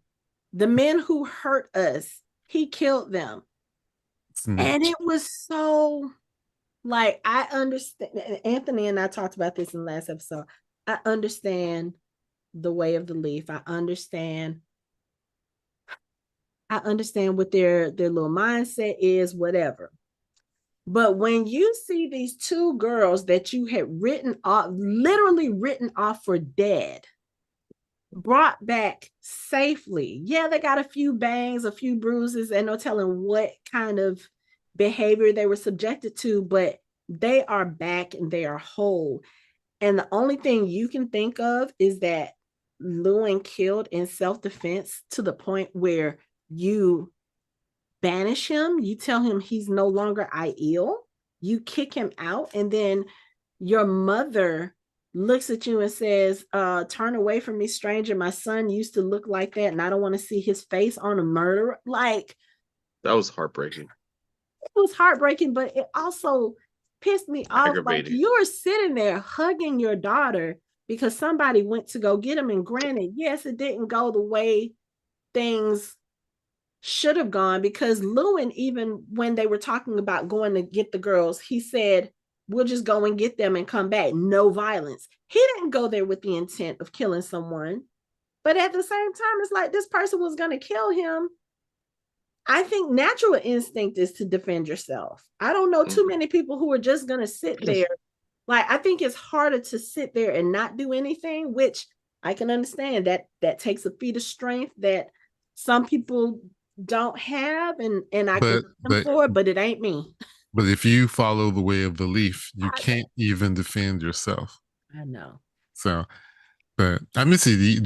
Did y'all talk about how heartbreaking it was? His mom was like, "I don't even want to see your You just face." get into the like, who is this? Who are you that calls me mother? I'm like, Right. Turn away from uh, me yeah. because Hide your face. Mm, because my son had a face like that, and I don't want to see it on a killer. right. Yeah. Like, Yeah. But if you follow the way of the leaf, you can't even defend yourself. You have to sit there. It was like when Aviendha them found the lost ones or the Tuathawan or the Tinkers. And she was like, yeah, some of them didn't even like to defend themselves. No, they didn't, because they followed the way of the leaf. right. Yeah. Yeah. That was very heartbreaking. And then, him and Elijah is like, so what are we gonna do? And then Lewin just looks and he says, we'll protect them. Since they can't protect themselves, they can't kill, but we can. Mhm. And they put up their wind guards, and I guess that's where that comes from as far as the Aiel. But it's so strange because at this point we learned that the Aiel and the Tuathawan are one and the same. So Mhm. then you start to wonder, like, where did the divide come from? That was a divide. Yeah. And Yeah. that's what I was gonna say. And that's where you kind of learn. But and I don't know at what point the Tuathawan stopped calling themselves Aiel. Maybe it was because as they were wandering and as they were picking up other people, maybe it just got to the point where, because they're reproducing or creating families with people who are part of the caravan, maybe enough of that kind of, the Aiel blood just kind of. I think they probably intentionally stopped calling themselves Aiel Okay. because they couldn't. I mean, we're going to learn that they are all oath breakers. you Yeah. know, even the Tuathawan. So yeah, it would be terrible for themselves to call themselves Aiel, even if they still follow the way of the leaf. They broke their oath. Okay. Yeah. Even though they kicked out the one who did it, but yeah, I get you. But at this point, we take a break from Rand's visions and we go towards Moiraine's. So Moiraine, as she's going through Rhuidian, she finds the Sangreal hidden in the tree, and she takes it out, she puts it in her pocket, and then she happens to see the rings and sees that Aviendha is in one of the rings, going through whatever, I don't know, whatever the rings are showing her. So then Moiraine steps into the rings, and then we start to see her visions. Now her visions come very quickly. They don't come with as much depth as Rand's does, but I think because hers are probably a bit more self-explanatory. Like the first one we see is her as a fishwife. And she she's sitting there, she's mending nets, and she looks at the door and she's like, "What's wrong, love?" And you see a shadow of what looks like Swan in the door. And then the next vision is of her as the Amerlin and at Egwene as the keeper. Rand is there in the White Tower and he's begging Moiraine not to do it. He was like, "No, don't do it. Don't do it. You have to help." And we see Moiraine kill him. I was like, okay, so Rand must be fully the dragon reborn at this point. Then the third one we see is Moiraine releasing Lan from their Aes Sedai water bond. And then in the fourth one, we see Moiraine bonding with Rand, asking him if he accepts the bond, and he says yes.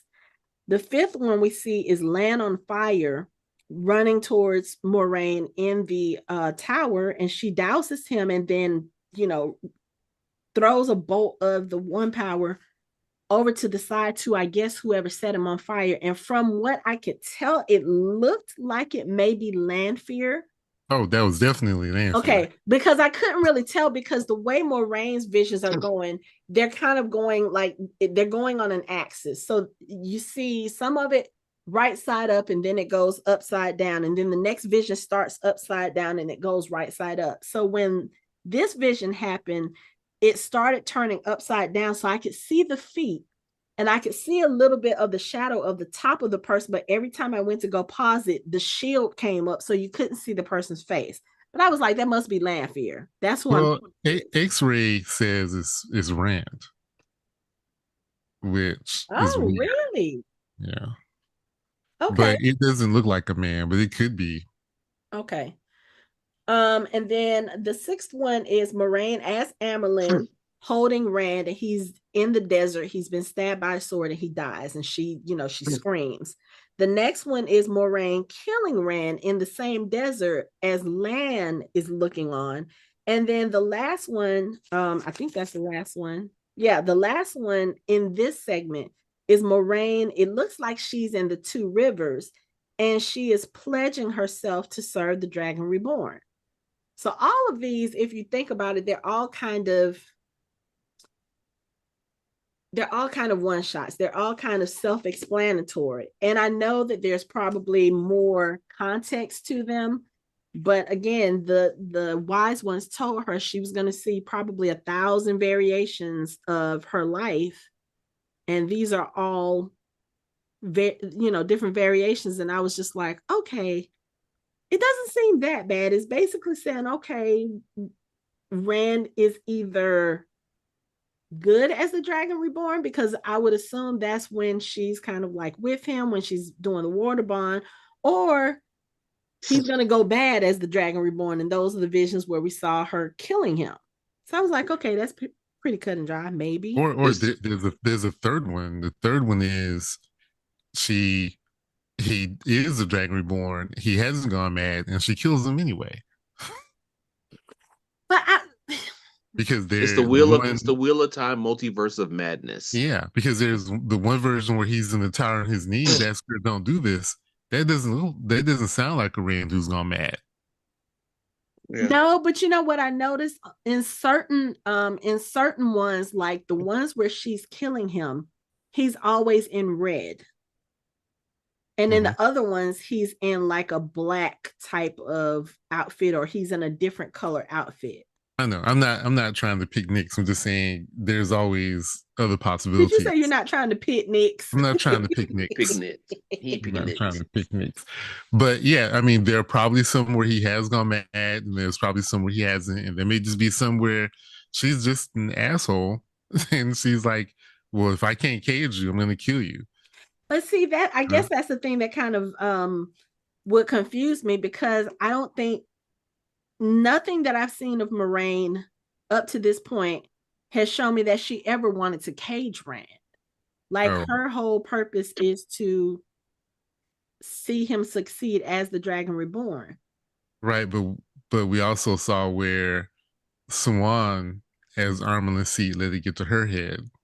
and wanted to cage him. Oh, well, okay, yeah. So if So Moiraine becomes okay, I get you. Yeah. If Moiraine is Amerlin, then that power might go to her head and she might start thinking the same. Okay. I right. get it. Remember, these are showing her all the possibilities. Mm-hmm. So there are possibilities where, yeah, she could have been like naive and the others and had to kill him because he was gone. He had gone crazy. Mm-hmm. There could have been some where she was like, she could have been a red who became Armin Seed. You know what I'm saying? Like you Mm-hmm. don't know. It's hard to tell. Like you said, there's not a lot of context for her, Right. but she's only seeing results of her actions. Okay. Okay. We'll come back to hers because the rest of her visions are whew. So at this point in the show, it goes back to Rand. So we see a few more of Rand's recollections or memories. The first one is him as Jonai, which is old Aiden's grandfather. Aiden is the one who kicked Lewin out of the Aiel in the previous vision. So now we're looking back to Aiden's childhood, and Rand is seeing things as Jonai, his grandfather. The caravan has been attacked, and then there are members of the caravan who have said, you know, we've had enough of this. We're gonna go south.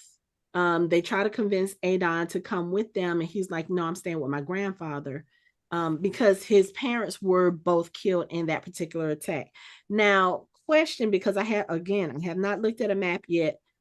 In terms of where things are, what is south, what is east? Because they mentioned those two areas specifically. The members, when they say that they're leaving the caravan, they said they're going to go south.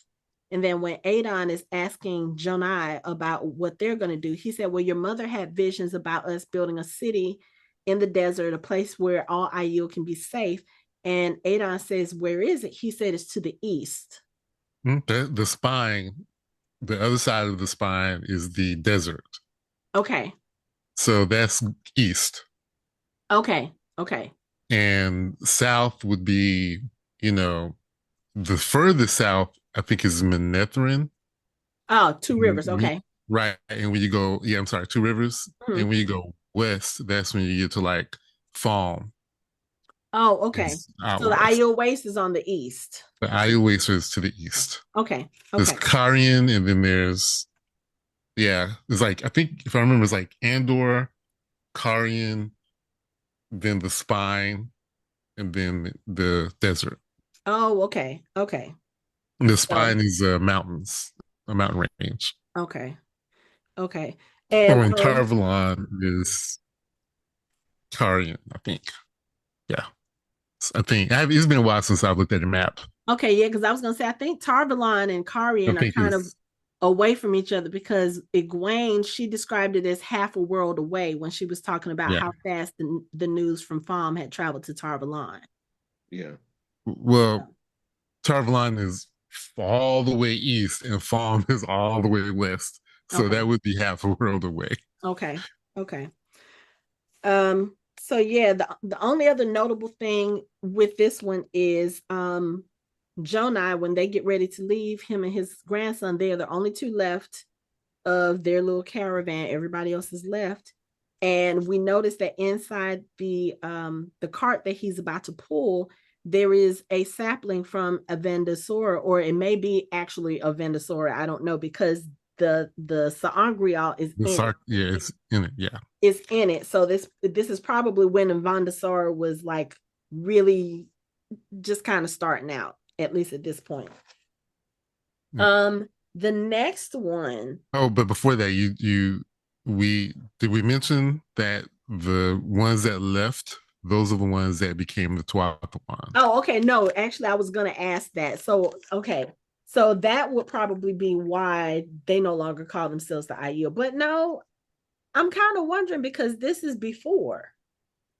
Yeah, this is because he continued. So when we see him later with Oh, Lewin, so he's still calling himself the Aiel, and the they're other. still going to build the city. Right. Okay. So he is part of the ones that continues to be the Aiel. The ones who left and decide to go south, those are the lost ones, the Tuatha ones. Those are the lost ones. Okay. But they are apparently still following the way of the leaf. They just didn't want to Yes. do it with him.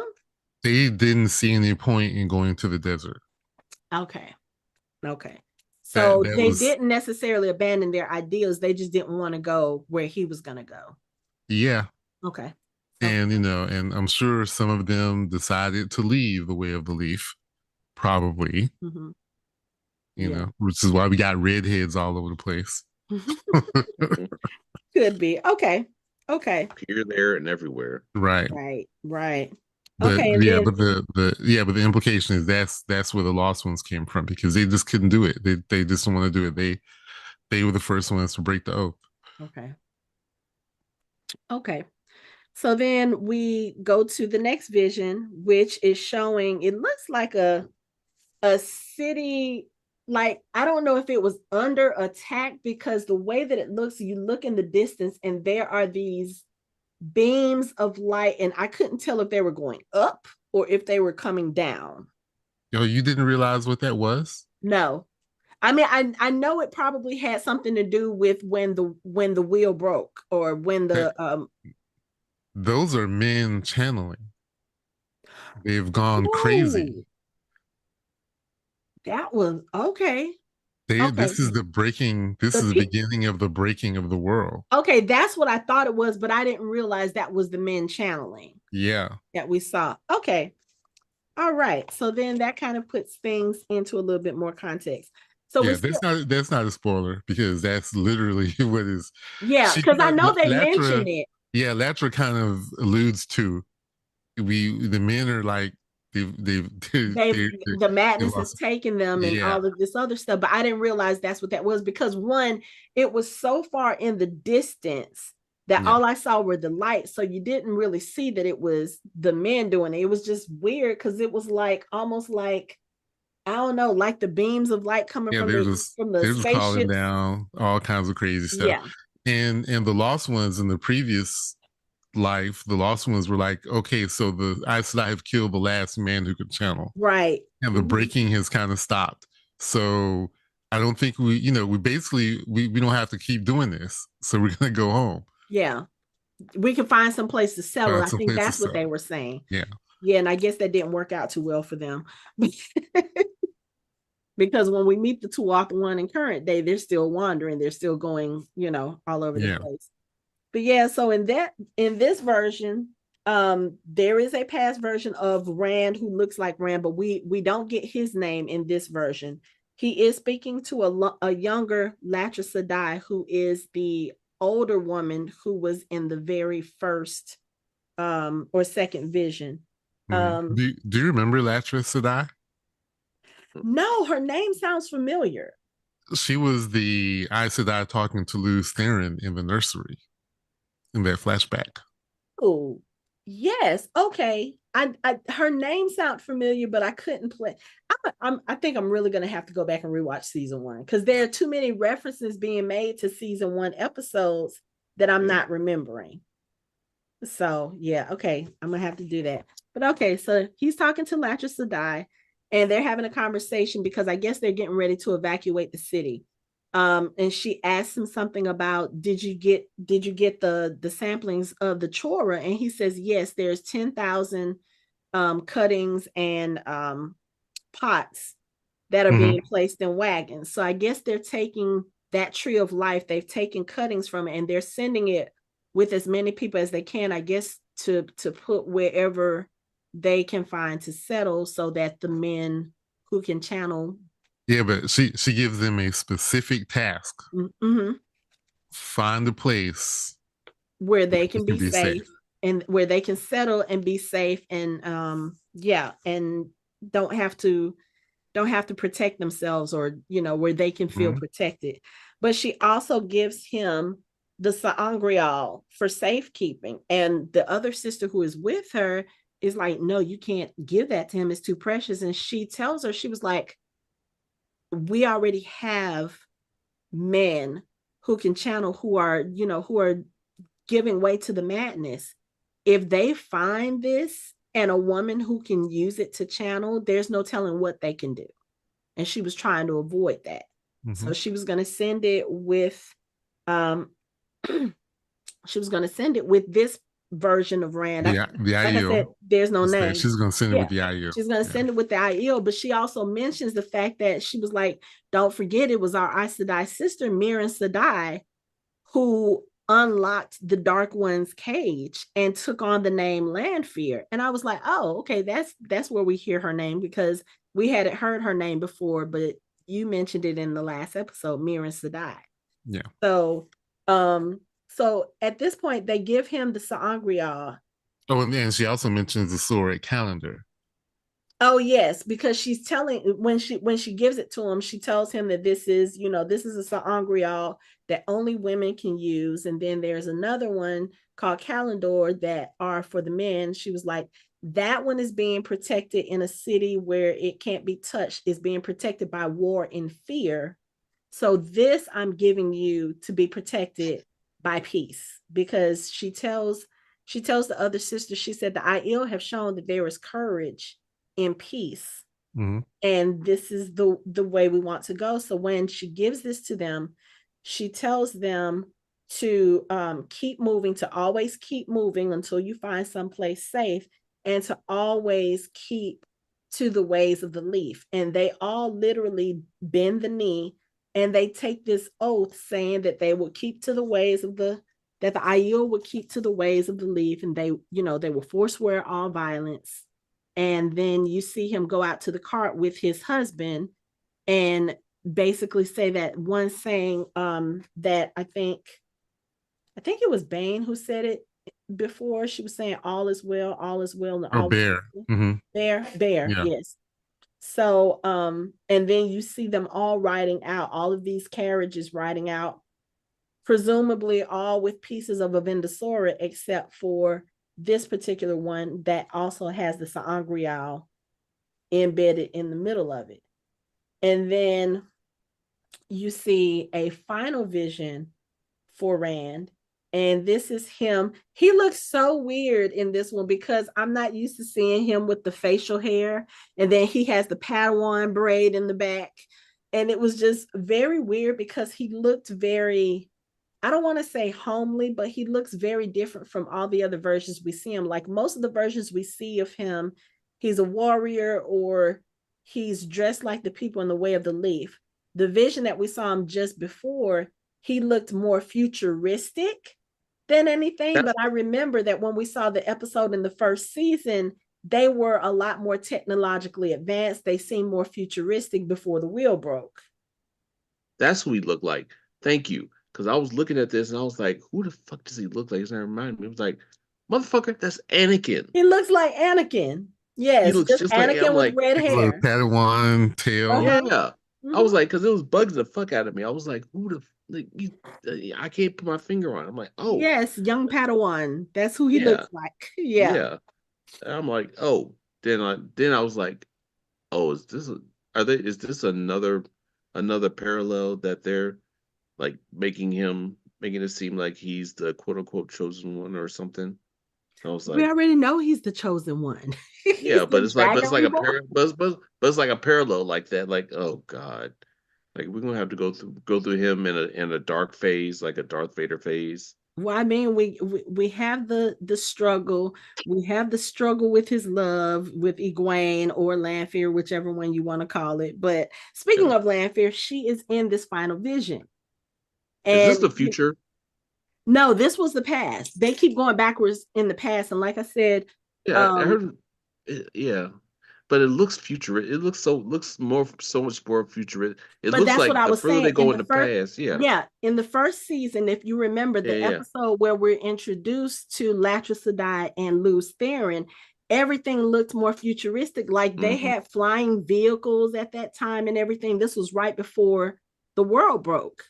So it does look a little more futuristic, but he is a farmer in this one, and he's looking at his family, and they're tending the fields. And Moiraine Sedai, who was Lanfear at before she became Lanfear, she comes and they're having a conversation, and he's talking about how this day is important for her because what she has discovered is, she says, the true power, which can be used by both men and women. And Anthony, I think you've mentioned this before. This is different from the one power, correct?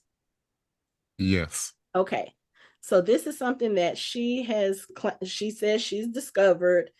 She was like, yeah, it's a little part where we can kind of punch through and see what's on the other side. And I'm like, Yeah, she no, don't do found. that. That's not a good idea. That's never a good idea. Yeah, the Mm-hmm. researchers, which she was one of them, found where the pattern was the thinnest, and they were like, if we can break through that, we can get to some extra power on the other side that And then men and women can use. yeah. Um, And she was like, and can you imagine? She was like, your family could harvest without having to do the actual physical work. And that's when he's telling her, he's like, no, this is actually fun. Like we enjoy this. There's something about doing the work with your own hands. He was like, I can't explain it, but it's satisfying. It's something that, that we love to do. And yeah. So the just real quick, so the one power comes from the creator. The source is the pattern, the wheel. mhm. The true power comes from the dark one, Oh, okay. Oh, shadow. So Okay. that's where the true power comes from. Okay. All right. So So when they broke into the hole, they opened up the dark one's prison. his prison. Okay. And then I guess she touched it and she got corrupted, right? Or was And she already corrupted? mm, Okay. I'm gonna say no, Okay. because it was exactly what she wanted, more Okay. power. Okay. Okay. But anyway, so when they're having this conversation, he's getting ready to go out to the fields and she turns around and she tells him something about the most important thing is to hold on to the ones you love. And he goes out and he starts, tending the fields with his family. Now, what this little ball that was in the middle of the sky that looked like the Death Star the Death Star. before it became the Death Star? What exactly was that? Because that's the thing that That's actually breaks. that's not the important thing. The important thing was the song, the harvest song. Remember, the Tuathawan are going around trying to find the song. Mm-hmm. But I There's couldn't the hear the song. words to the song, Well, so the song they were in old. You wouldn't have understood it anyway. It yeah. was in the old tongue. Uh-huh. But that was the song that they talk about looking for. They're trying to find. I figured that part out, but it kind of got overshadowed by the big glowy ball in the middle of the sky Yeah, that all of a sudden Re- starts breaking. yeah, the big Remember, mirror ball. it was just a The research disco. center. It was a research facility Oh, okay. that they Okay. built, that they put around that thin part of the pattern. Okay. That's what I was trying to figure out because it looks like the way that the graphics were, it's like when it starts falling apart, there's this one little section that looks like a hole. And I was like, okay, that looks like That's probably probably where they first punched through, was right okay. there. Okay. But see, I didn't know what that was. I was like, okay, is that a moon? Is that like just I didn't know what Yeah. it was. Because you saw her on the inside talking to him, and you saw where it showed where the one power was going Mm-hmm. crazy in this one little area. Yeah. That's where they were trying to drill into Oh, the. so that's the place where he was when he was looking out because Yeah, you only that's where see he him, was. you only see like a window. You Yeah, don't see what that's where he was. okay. He was up there with Okay. Maren Sadai, and she was like, "Yeah, he was like, what is that?" And she's like, "That's where we're boring the into the pattern." Okay. Okay. So that's what that look of horror was on his face. Not just that the thing was falling. He was like, oh shit, I was just there. That too. But okay, is it just me or did when he was sitting down there, whacking wheat with his family, he Back in looked the he looked over at one of the family members and she turned to look at him. Is it just me or did she look like Amiko Sadai? Oh, she did, I was like, but I don't think that is her. But okay. she did. Well, I mean, it's not her, but it could have been like Yeah. a ancestor of hers that was actually part of that. But I just thought it was very Or it interesting. could have been an actress who were like, "Hey, we kind of like you. You want to come back and do another Right. role?" Right. Okay, that's cool. But after he has this vision, because like you said, the research center, which we now know it is, it actually comes crashing down to the ground, and all of his family members start running, and then you kind of see flashbacks from all of Rand's visions, and there are voiceovers of some of the stuff that Bear was saying before he went in about, he's going to have to, if he's going to lead, he's got to learn the ways of his people. He's got to learn, the past and all this other stuff. And then he literally passes out on the ground. And he's actually made it to the end, because while he's in there, he's passing, first of all, the way that they have this done, because he is fighting up against a force or a strong wind or something that is trying to push him back. So watching him walk through this in the slow motion or however they're doing it, it looks cool. But in the midst of all that, he's coming across the skeletons of other clan chiefs who have tried to go through Rhuidian and didn't make it. And then, like I said, he comes to Savannah's husband and actually goes past him. And as he's going past, again, everything is going in slow motion. His eyes, the other guy's eyes, I can't remember his name, Moiraine or something like that. Something like that. Moiraine. His eyes are starting to bleed, because whatever he is looking at, I'm guessing he is not learning the lesson. He's actually trying to rip his eyes out. Yeah. He was literally ripping his eyes out because he couldn't take what he was seeing. Yeah. Yeah. No. And and he ends up dying in there. But Rand, he passes out, and as he's passed out, he sees, that's what we forgot to mention before they went. He sees his arms getting the two, I guess, dragon tattoos. Dragon tattoos, yeah, for his arms. And this is something Rhuarc said to him before, when he was asking about going into Rhuidian, and he said, clan chiefs who go through, we're marked by the experience. And he shows him a tattoo on one of his arms, and it's literally it almost looks like golden foil, but it's a dragon wrapped around his forearm. And that's when Rand is like, people of the dragon, because he's mentioned that a couple of times before. And Rhuarc is like, yeah, that's what they used to call us. He said the Karakarn, when he goes through Rhuidian, he will be marked twice, and that is how we will know him. So this is what is happening to Rand now. He has the dragon tattoos on both of his arms. And then the next thing we see is Aviendha passed out on the ground, and Rand goes to wake her up. And then she looks at him and she sees the dragon tattoos on both of his forearms. And she kind of pushes back, and she's looking at him like, motherfucker, at some point I'm going to have to apologize to his ass. Because, again, this is the sign of the Karakarn, which you really did not want him to be. But so he asked her if she's seen Moiraine, because I'm guessing they're outside, not necessarily outside of Rhuidian at that point, but they're back at the gates. And she says Moiraine is still inside. And she gets up and starts walking out. And he said, where are you going? She was like, I'm going back. He said, to the tent? She was like, aren't you? He was like, no, I'm not going without her. So then we go back to Moiraine, who is still in the rings. And man, let me tell you, I don't know what was more disturbing in this set of visions. It was either Lanfear slitting Moraine's throat over and over and over and over and over and over again, or it was that one vision of Moiraine and Rand in bed together. I think that was probably more disturbing to me. So, not seeing the Emmons Field 5 as Forsaken, that was that was it. That was it for me. And it's like, and did Egwene have like the thing in her mouth again? I think she had was it piercings? Piercings, probably. I think it was piercings. I mean, that was disturbing but also not. I would say it wasn't surprising to me, because we know that they're, one of the things Lanfear has talked about, and even Ishamael, was trying to get them to turn to the dark.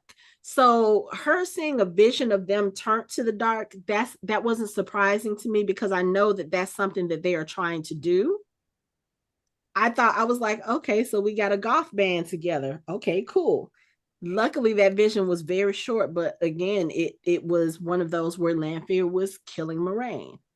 She killed Moiraine as, you know, and I don't know, Moiraine was different because in that particular vision, her hair was very short. She was blonde, and she had on kind of like a, I don't know, like a sack dress.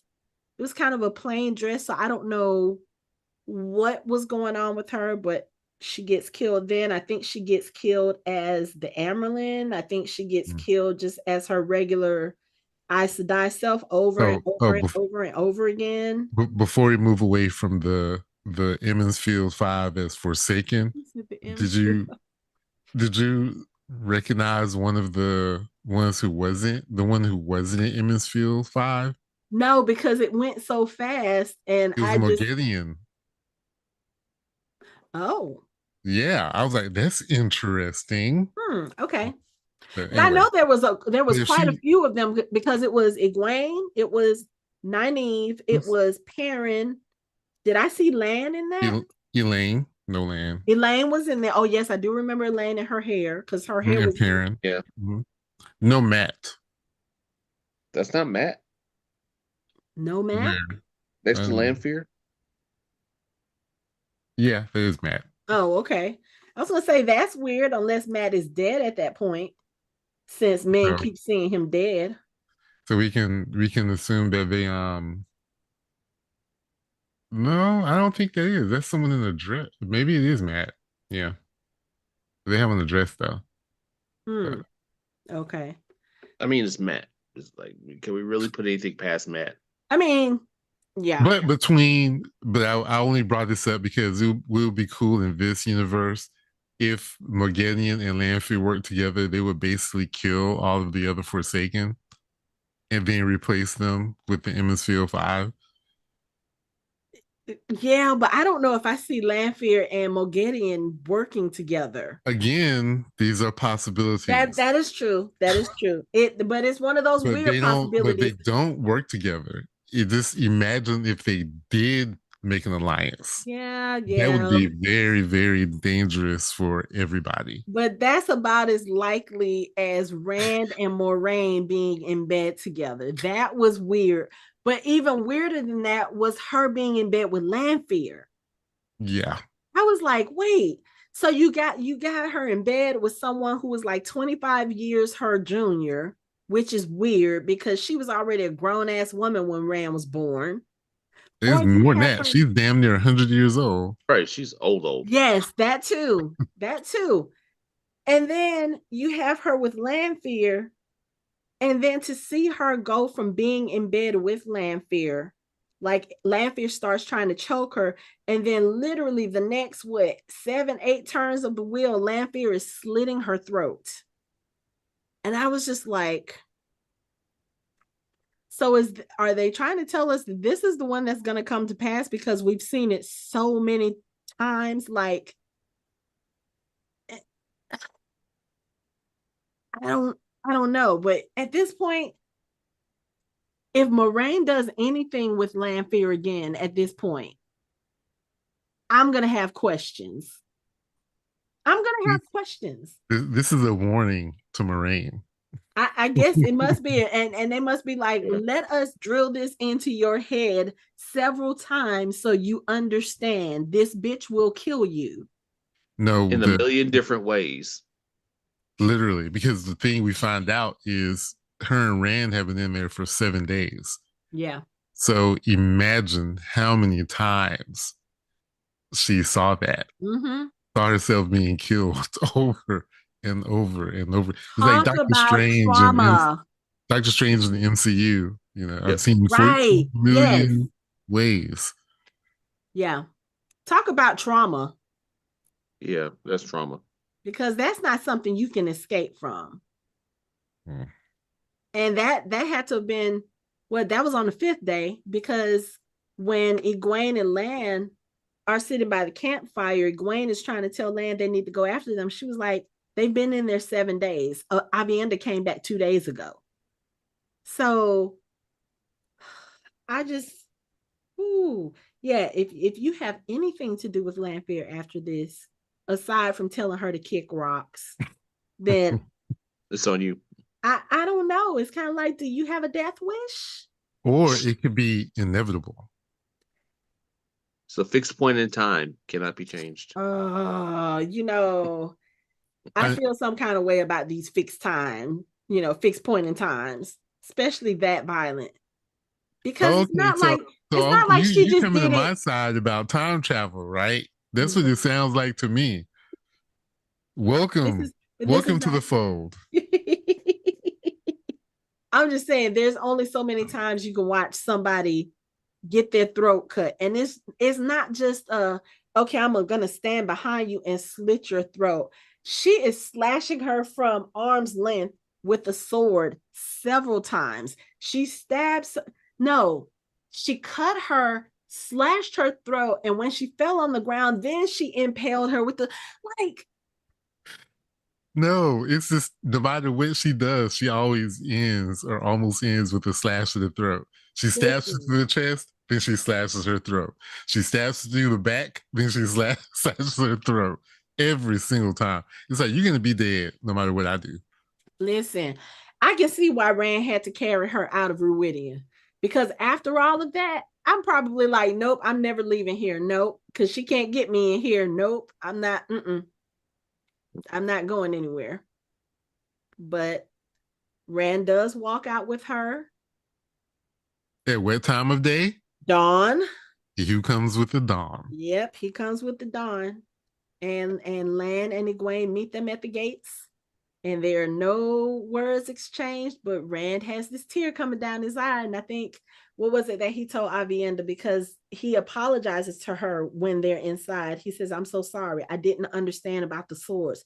And she was like, what? So you understand now? And he said, I understand enough to know I will never understand. Now he's starting to talk like them. Like, God damn it.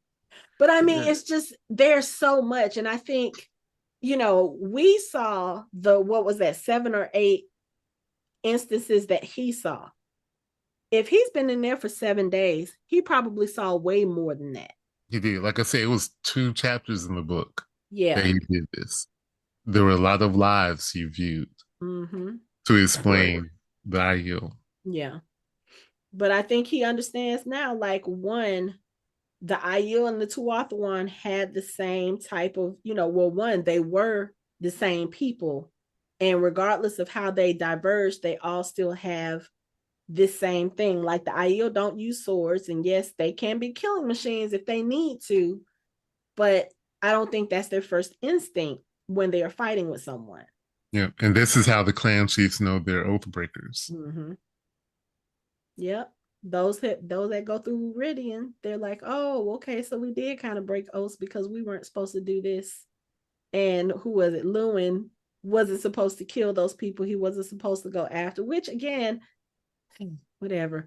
But I think I think it really makes it interesting, because in the last episode and the episode before that, you see how Aviendha, Bane, and Chiad all react when they talk about the ways of the leaf. They all have this really nasty attitude towards them because they have no respect for them. They're like, yeah, they don't even protect themselves. And it's so funny because it's like, they are you. Yeah. Are them. But they don't know it. They don't know why they treat them like oath breakers, but they are oath breakers, and they treat them like that. Yeah. They don't know why. They just know that they can't harm them. But you can't harm them. They're you. Yeah. Yeah. And I think that's the thing, because they don't know that. They don't know that. So it's like, yeah, these people, they don't protect themselves, but this is where you came from. Like, the only reason why you are who you are is because someone from that line broke their oaths and ended up creating y'all. And that would explain why the Shaido attacked the Tuathawan. Because their clan chief was dead, and the new clan chief hadn't come out of Rhuidean yet. And they don't know. Yeah. And they don't know. Because if they had a clan chief would make sure that they knew not to harm the lost ones. And anyone who would be punished for it. Because that's what Aviendha said. She was like, it's dishonorable not to protect yourself, but it's more dishonorable to attack those that won't protect themselves. Yeah. Yeah. But if Mm-hmm. you had a clan chief strong enough to make it through Rhuidian, they would be strong enough to make sure they wouldn't do that. Yeah. But I think But the part wheel weaves as the wheel wills. yeah, that's going to be one of those phrases, just like she was the most powerful channeler in the last 1,000 years. It's kind of like I understand the whole point of not sharing what you experience in Rhuidian, except for with those who have experienced Rhuidian, but to not give people a reason for why you do certain things, to just say, okay, we don't attack them because that's dishonorable, we don't carry swords because that's dishonorable. Well, why is it dishonorable? I think it's not so much that that knowledge has been lost to time. Y'all aren't sharing that knowledge with your people, so how are they supposed to do better or be better if you're not telling them what caused them to be so disliked in the first place? Yeah, they're basically saying because I said so. And it's like, Yeah. Yeah. no. It's hard. There are there are reasons. I know. I And figured. this society is so built on honor and obligation. Mm-hmm. And it's so built on following your oath. Yeah. To find out that your whole society is based on being an oath breaker, Right. Yeah. that would cause all kinds of problems. Yeah, especially considering you started a war with someone who was an oath breaker Right. because of the fact that he was an Hmm. oath Right. breaker. And it's been so long, even in the real world, in our lives. Think about all the things that are happening that we don't know why. You know, there are societies that are at war with each other, and the reasons why they're at war with each other has been lost to time. Yeah. They've just been raised to keep fighting these people Mm-hmm. because we don't like them. You don't even know why. Yeah. Right. You know, you don't even know why it even started that way. Yeah. And you know that's just the wheel weaves. There's a reason why the Shaido have to be the Shaido, and we'll find out why later. Okay. But there was so much. There's a Just lot to unpack in this episode. so Yeah, much. it really is. But It's I mean, definitely all the way from the whole reason why the Aiel war started because Moraine's uncle was an ass, because he was an arrogant, Mhm. narcissistic ass. So you Yeah. gotta sit here and think back to all the other stuff, like when we saw the vision or the flashback of her and Suwan like getting ready to plan their lives because the Aiel war was over. Moraine already knew at that time why the Aiel war started. Maybe nobody else understood, but Moraine knew, and you have to think of what kind of burden that must have been for her. So the Aes Sedai knew. Yeah. All the Aes Sedai knew why. Yeah. They kind of stayed out of it. Yeah. Yeah. But I mean, for it to be so personal to Moraine, it's not like this was a distant relative. Yeah, well, it's kind of hard. It's kind of hard to say the Aiel are running rampant through the countryside because the king tore down a tree and made a throne. Yeah. That's not information you want. Yeah, but I mean, I mean, and it still ruined your family, yeah. but it could have literally destabilized the country completely Yeah. to know that that was the reason why. Yeah, and I It's understand that. I'm not talking about other people. No, I'm talking about just internally what that does to a person, to know that you have someone that you are related to, that you are close to, or whatever the case may be. Like, this is the reason why this war started. To know that internally, yeah, that had to be something hard, because from what I've heard, the Aiel War was a very deadly and bloody one. I mean, Moraine said that they literally went to all these different places, kind of clearing out until they could find this man. yeah. It was bad for the Carians. It wasn't bad for anybody else. They were looking for him and he was hiding. Yeah. So Yeah. and because once they killed him, they were done. They left. Yeah.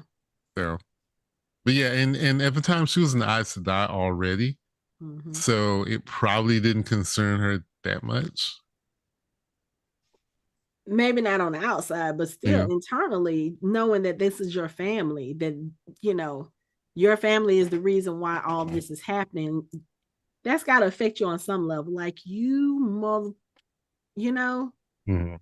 like, you are the reason why my family is in ruin. And granted, at that point, Moiraine, you know, she probably did care at that point because she wasn't on the Find the Dragon Reborn mission at that point. She Well, was, at think about it. At the time, at the end of the war, when Rand was being born, that was when she and Swan heard the prophecy at the same yeah, time. but I'm saying right So before that, she wasn't estranged from her family. Then she was talking about taking Swan home to meet her father. yeah. So that's what I'm saying. She had it probably affected her personally, all of this stuff. And then for the war to be over, she was probably like, oh my God, that's a burden off my shoulders. And then she walks into this room and she finds out, oh, you had this burden and it's off your shoulders. Let me place a bigger burden on your shoulders, still Mm, having to do with this. You know?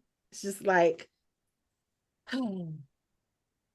I mean, Well, shout out to the people, the writers of this show. I think Rafe, the showrunner, actually wrote this episode, so he did a pretty good job of writing this. okay. Um, a little bit of lore. So they call the last of the true Aiel died. Mm-hmm. That was the Jin Aiel.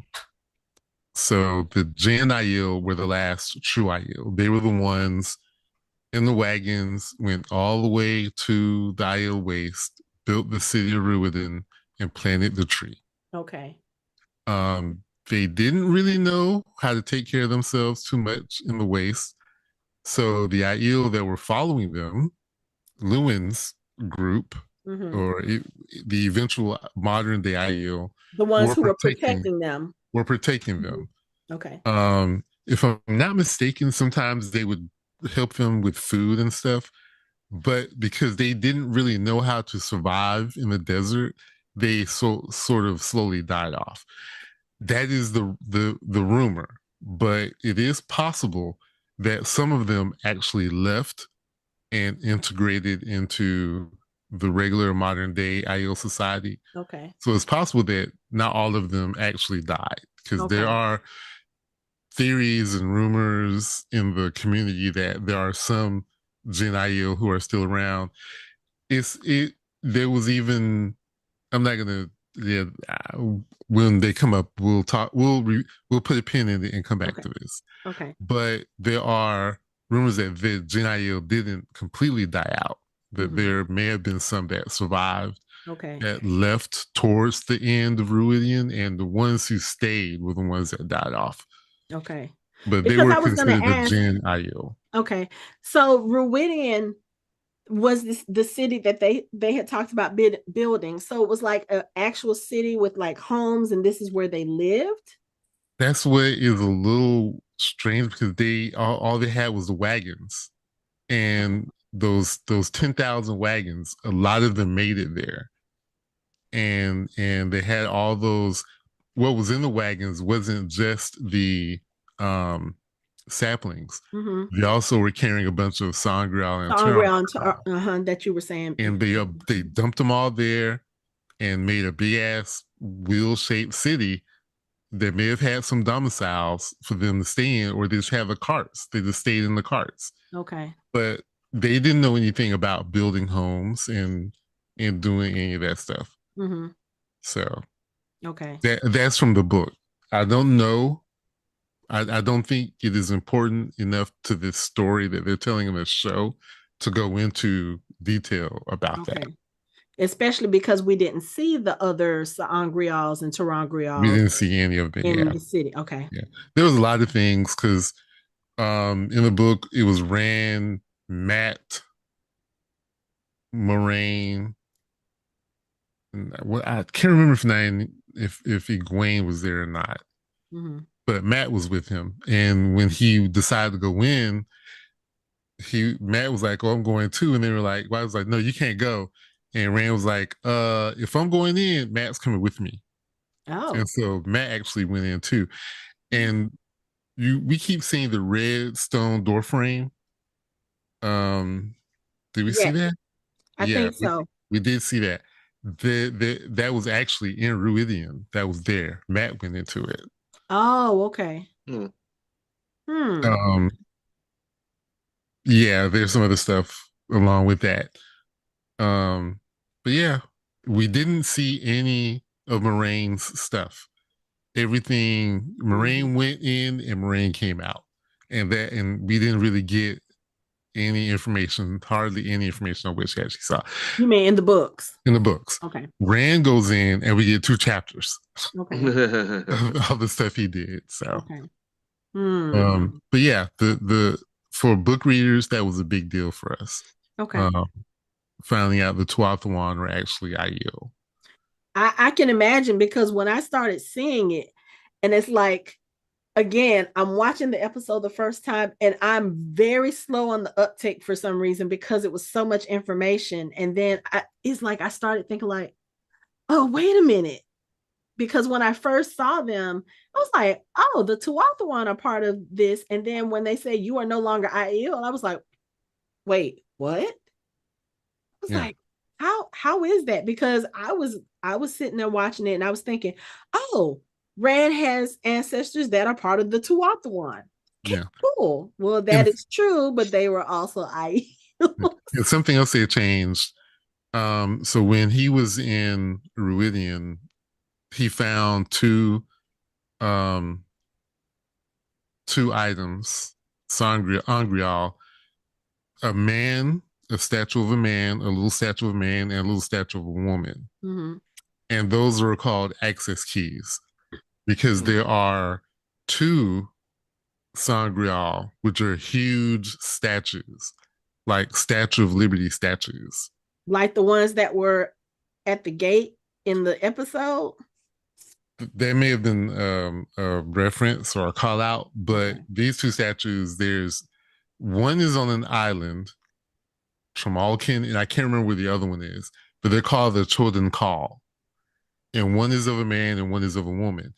Um, I think Latra Sedai mentioned them when she was talking to Luz Theron because they were supposed to use them. Well, I don't know. No, never mind. Okay. I'm confused in the book. In the book, they were going to use them to try to close the board. That's what the women wanted to do, Oh, okay. and that's not what Luz wanted to do. Okay. He wanted them to go with him and seal the board. They wanted to, but the reason why they didn't use a chosen call is that they were so powerful. One was for a man, one was for a woman, that they could literally break the world.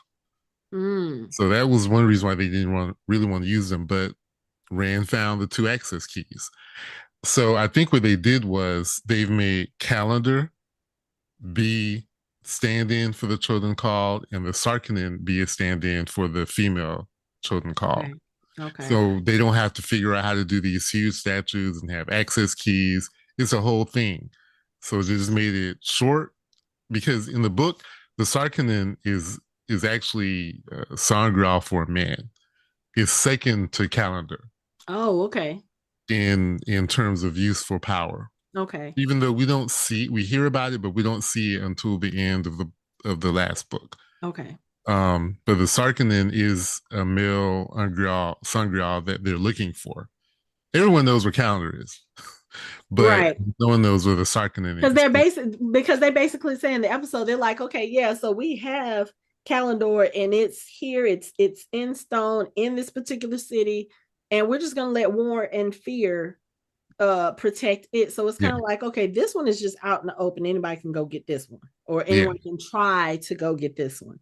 But yeah. the Sarkinen is seemed like that one was a little more sacred.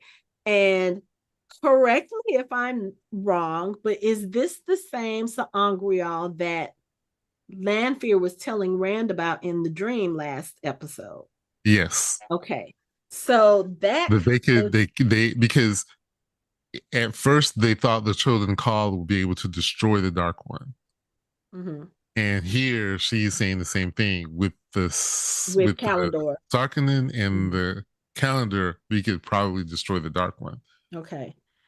Now, given the fact that Moiraine has the Sarkonin, I'm going to assume that's probably why Lanfear is killing her in so many versions of the wheel. She's probably looking for that so she can break from her dark oaths if that is really what she wants to do, or so she can use it for some other nefarious means. Interesting. Okay. Mm-hmm. Or Yeah. she's killing her because she doesn't have it. That's neither here nor there. Yeah. As of right Because now, we remember, know she has it. So yeah, if she has a Sarkonin, that is the most powerful sangreal that a woman can have. And if she can figure out how to use it, then she should be equal to or even more powerful than a Forsaken. Okay. And she will probably need that if Lanfear is going to kill her. So yeah, so now she's like, Right. okay, she's probably gonna be like, I need to learn how to use this thing because I'm not about to have my neck sliced. right. Right. Okay. So that Okay. could have been motivation for her to get to work. Yeah. After she recovers from being in there for 7 days. Right. So yeah. But you know her, she's gonna be like at 5 o'clock in the morning. All right, let's go. We gotta go. Let's go ahead and hit it. No, it's just gonna be her because I would assume that she would probably want to keep that to herself because it will almost be kind of like Matt with the horn. Like you don't want to draw any undue attention to yourself with this really rare object that could be, that could elevate somebody else's power. I mean, if it gets out that Moiraine has it, granted, she's with the Aiel right now. And I don't think anybody there would try to take it from her or tell anyone else, but you never know. And Lanfear Right. keeps popping up in shit. She keeps popping up in dreams. If she says something to like Rand or if she says something to Egwene and they think about it, I don't know how that works. She might be able to sense that in them through their dreams. So yeah, I wouldn't tell nobody I had it. That will be my little secrets. Now, I have one other question that I have. When Lan and Egwene are sitting by the fire and they're talking about them being gone, and Egwene says, we should go after them. It's been 7 days. And Lan was like, well, they wanted us to stay here. And you see him and he looks like he's crying. Was he able to feel what Moiraine was going through in Rhuidian? I don't know. Okay. I don't know. I Because just I kind don't of I don't know if I mean because the as far as we know, the rings can mask a bond. We don't know. He could have just been sad because it's it's been been seven seven days. days and Yeah. she Okay. could be dead and he can't feel her. Okay. Yeah, that Because I if was he could wondering. feel her, he would know that she was alive Mm-hmm. and he would be okay. Because this is how Unless he felt what she was going through, and then he probably would have been like, "Man, fuck y'all and y'all rules. I need to go to Rhuidean," which would have been a bad thing. that would so if he did feel her and felt what she was going through, he would have tried to go after her. Mm-hmm. His the they can't help it. Yeah. But if he can't feel her, he and chances are she probably masked the bomb before she went in anyway. Yeah. Yeah. Okay. Yeah. Because he just looks so heartbroken. Yeah, because it's been 7 days. Yeah. And they know that people wise ones go in and don't come out. Don't come out. And guys want to be clan chiefs go in and don't come out. Like Savannah's new husband, she's Right. twice widowed now. So I guess the new step. Well, on to the next one. Right. I was gonna say, I guess the other stepson is about to become the new husband. That's so weird, but okay. I know it was too bad. Too bad he's such a wuss. I don't know if I want to say he's a wuss. He's just a little overzealous. You know how I am. It's like I don't care. I'll use a wuss until proven otherwise. That's how I felt about Rand and Matt. So till they proved otherwise, and I was like, okay, they're not. I can admit it. Yeah, I guess. Um, so yeah, literally that was pretty much the entire episode was watching them go through their trials, I guess. But again, lots of information. And I'm sure there's probably other things that I'll probably think of afterwards, like, okay, so this part, does this mean this? But I'm gonna kind of give my brain a break because this was a lot. It was a lot. The whole thing with Moraine's uncle, and then the reveal about Rand and his father, which I kind of figured Tam wasn't his father, because of what happened when we saw the flashback. But to kind of watch it through Rand's eyes, and for him to make that realization that, oh, my dad was Aiel. And then, like, now, is he going to start questioning, okay, if my mother wasn't Aiel, who was she? Like, are we going to get that information in the show? I don't know. I'm not asking Anthony, so you don't have to try to spoil anything. But I think the fact that, we have heard about the missing daughter heir, and now, just kind of going through these episodes and seeing that that could possibly have been Rand's mother, I think that's an interesting connection, especially as it relates to like Elaine and her mother and all of And them. yeah, and it would make him royalty and the rightful heir of Andor.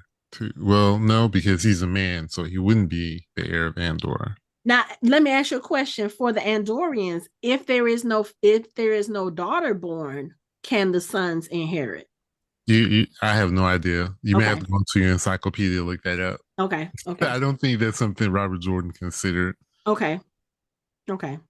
So, You would find the female heir somewhere. okay. If not, you would have another war for the throne Okay. until somebody won. Okay. So, whew. Which is what happened when the queen before Morgase died. She didn't have a daughter heir. Yeah, because She her daughter didn't heir disappeared. Mhm. And so there was a war for the throne, Okay. and one of the distant relatives got the throne. So Mm. Sure. Okay. Okay. And all of that, now that I think about it, all of that took place around the same time, didn't it? hmm So there's a succession war over in Andor, and then there's the Aiel war over and in Kyrian. Carian. Okay. All right. Because I just thought about it, I was like, they're all about the same age. So hmm uh okay. Hmm. Okay. Mike, I'm sure you have some shout outs. Yeah, shout out to Janai pulling that cart without a horse. I'm Bruh. like, sir. Listen. And then Adon is just like he grabs He the grabbed me. net I'm like, and what are he you doing? Just get in the cart. It'd be I, easier if you just got in the cart I mean instead of he was trying to trying to pull it. help. So Man. lots of But I was like, respect. damn, you strong as horse. Also shout out to to makeup and costuming in this episode in particular for putting all the prosthetics on him so he could look different in like five different ways, five Mhm. Shout out to different Yosha ways. for acting his ass off. He acted his Yoshi needs to get ass me, off. Do yeah, you hear me? Yes, facts. absolutely. Yeah, Yoshi needs to get nominated this year. He's doing an outstanding job. Hmm. I mean, just in four episodes, he's doing really good. Shout out to my dog Parent for having dreads. See, now I ain't got to cut my dreads because he had some, and he looked intimidating as fuck in them dreads. I was like, Yeah. oh shit, And they're like probably all channeling the true power. hmm Mm. I'm just like, oh, this is just bad. I don't like. I kind of like it, but I don't like it. I'm like, Like name this album cover. right, exactly. This is some damn. The, This is like just call them Black Valkyrie. Like, damn, like the those dreadlords. dark. The It's so dreadlords. dark. It's like it's a DC movie, I mean, shoot, the Forsaken. That's right? the title. The Forsaken of Manatharin. There you go. Right. Which Um. sounds so bad. Like, no, Forsaken, Manatharin, those two don't go together. So, No. mm-mm. Yeah. And yeah. Again, this is a great episode. I mean, they're starting to ramp up, and I'm like, because before I was doubtful about the show, but I'm all in because it's something new. It's something kind of new for me, and I'm actually learning a lot about like this whole series. So I'm really excited, and I'm really looking forward to watching and learning more about this world, because this world is actually getting really fascinating to me. Mm-hmm. And we're already halfway through the third season. Yep, and just gotta wait for the next season. Yeah, hopefully it won't be such a long wait, because I mean we're in early 2025 now. So maybe we can get it, I don't know, mid late 2026 instead of 2027, They because haven't even renewed it yet. they haven't. Mm-mm. Okay, they They haven't need to. announced it. They need to. They need to. I thought they okay. Because how would you look at these 4 episodes and be like, okay, yeah, we're not gonna do anything for the next. I mean, look at what it did with Shadow and Bone. They only gave him 2 episodes, and we were looking forward to a third. And Oh, next thing two you seasons. know, Yeah, two seasons. but let's be honest. Shadow and Bone, even as a book series, is nowhere near as popular as The Wheel of Time. So you know the Wheel of Time has a massive following and fan base. Yeah. Yeah, So no, as of April 11th, it has not been officially renewed for season 4. wow. Yeah, they're Okay, teasing. Amazon, I need y'all to get on this shit. The show probably cost some money. If they would cut that dead weight, the Ring of Power, they could add that to their budget. But they can't do Ring of Power, can they? Because isn't Ring of Power like they They've locked automatically have in. 5 seasons? They're locked in the 5 seasons. Yeah. Yeah. So you didn't like the Ring of Power? Oh, you know what? That's a conversation for another day. This conversation for another day. Do y'all have anything else to say about this episode? We are halfway through the season. It is not the Ring of Power. How about that? And on that note, that is it for our show. You can find us online at www.fandomhybrid.com. We are on social media, on all the social media at Fandom Hybrid. You can chat with us on our Discord channel. You can watch our videos on our YouTube channel, and you can listen to us on all major podcast streaming platforms. Thanks for listening. We hope you join the conversation next time.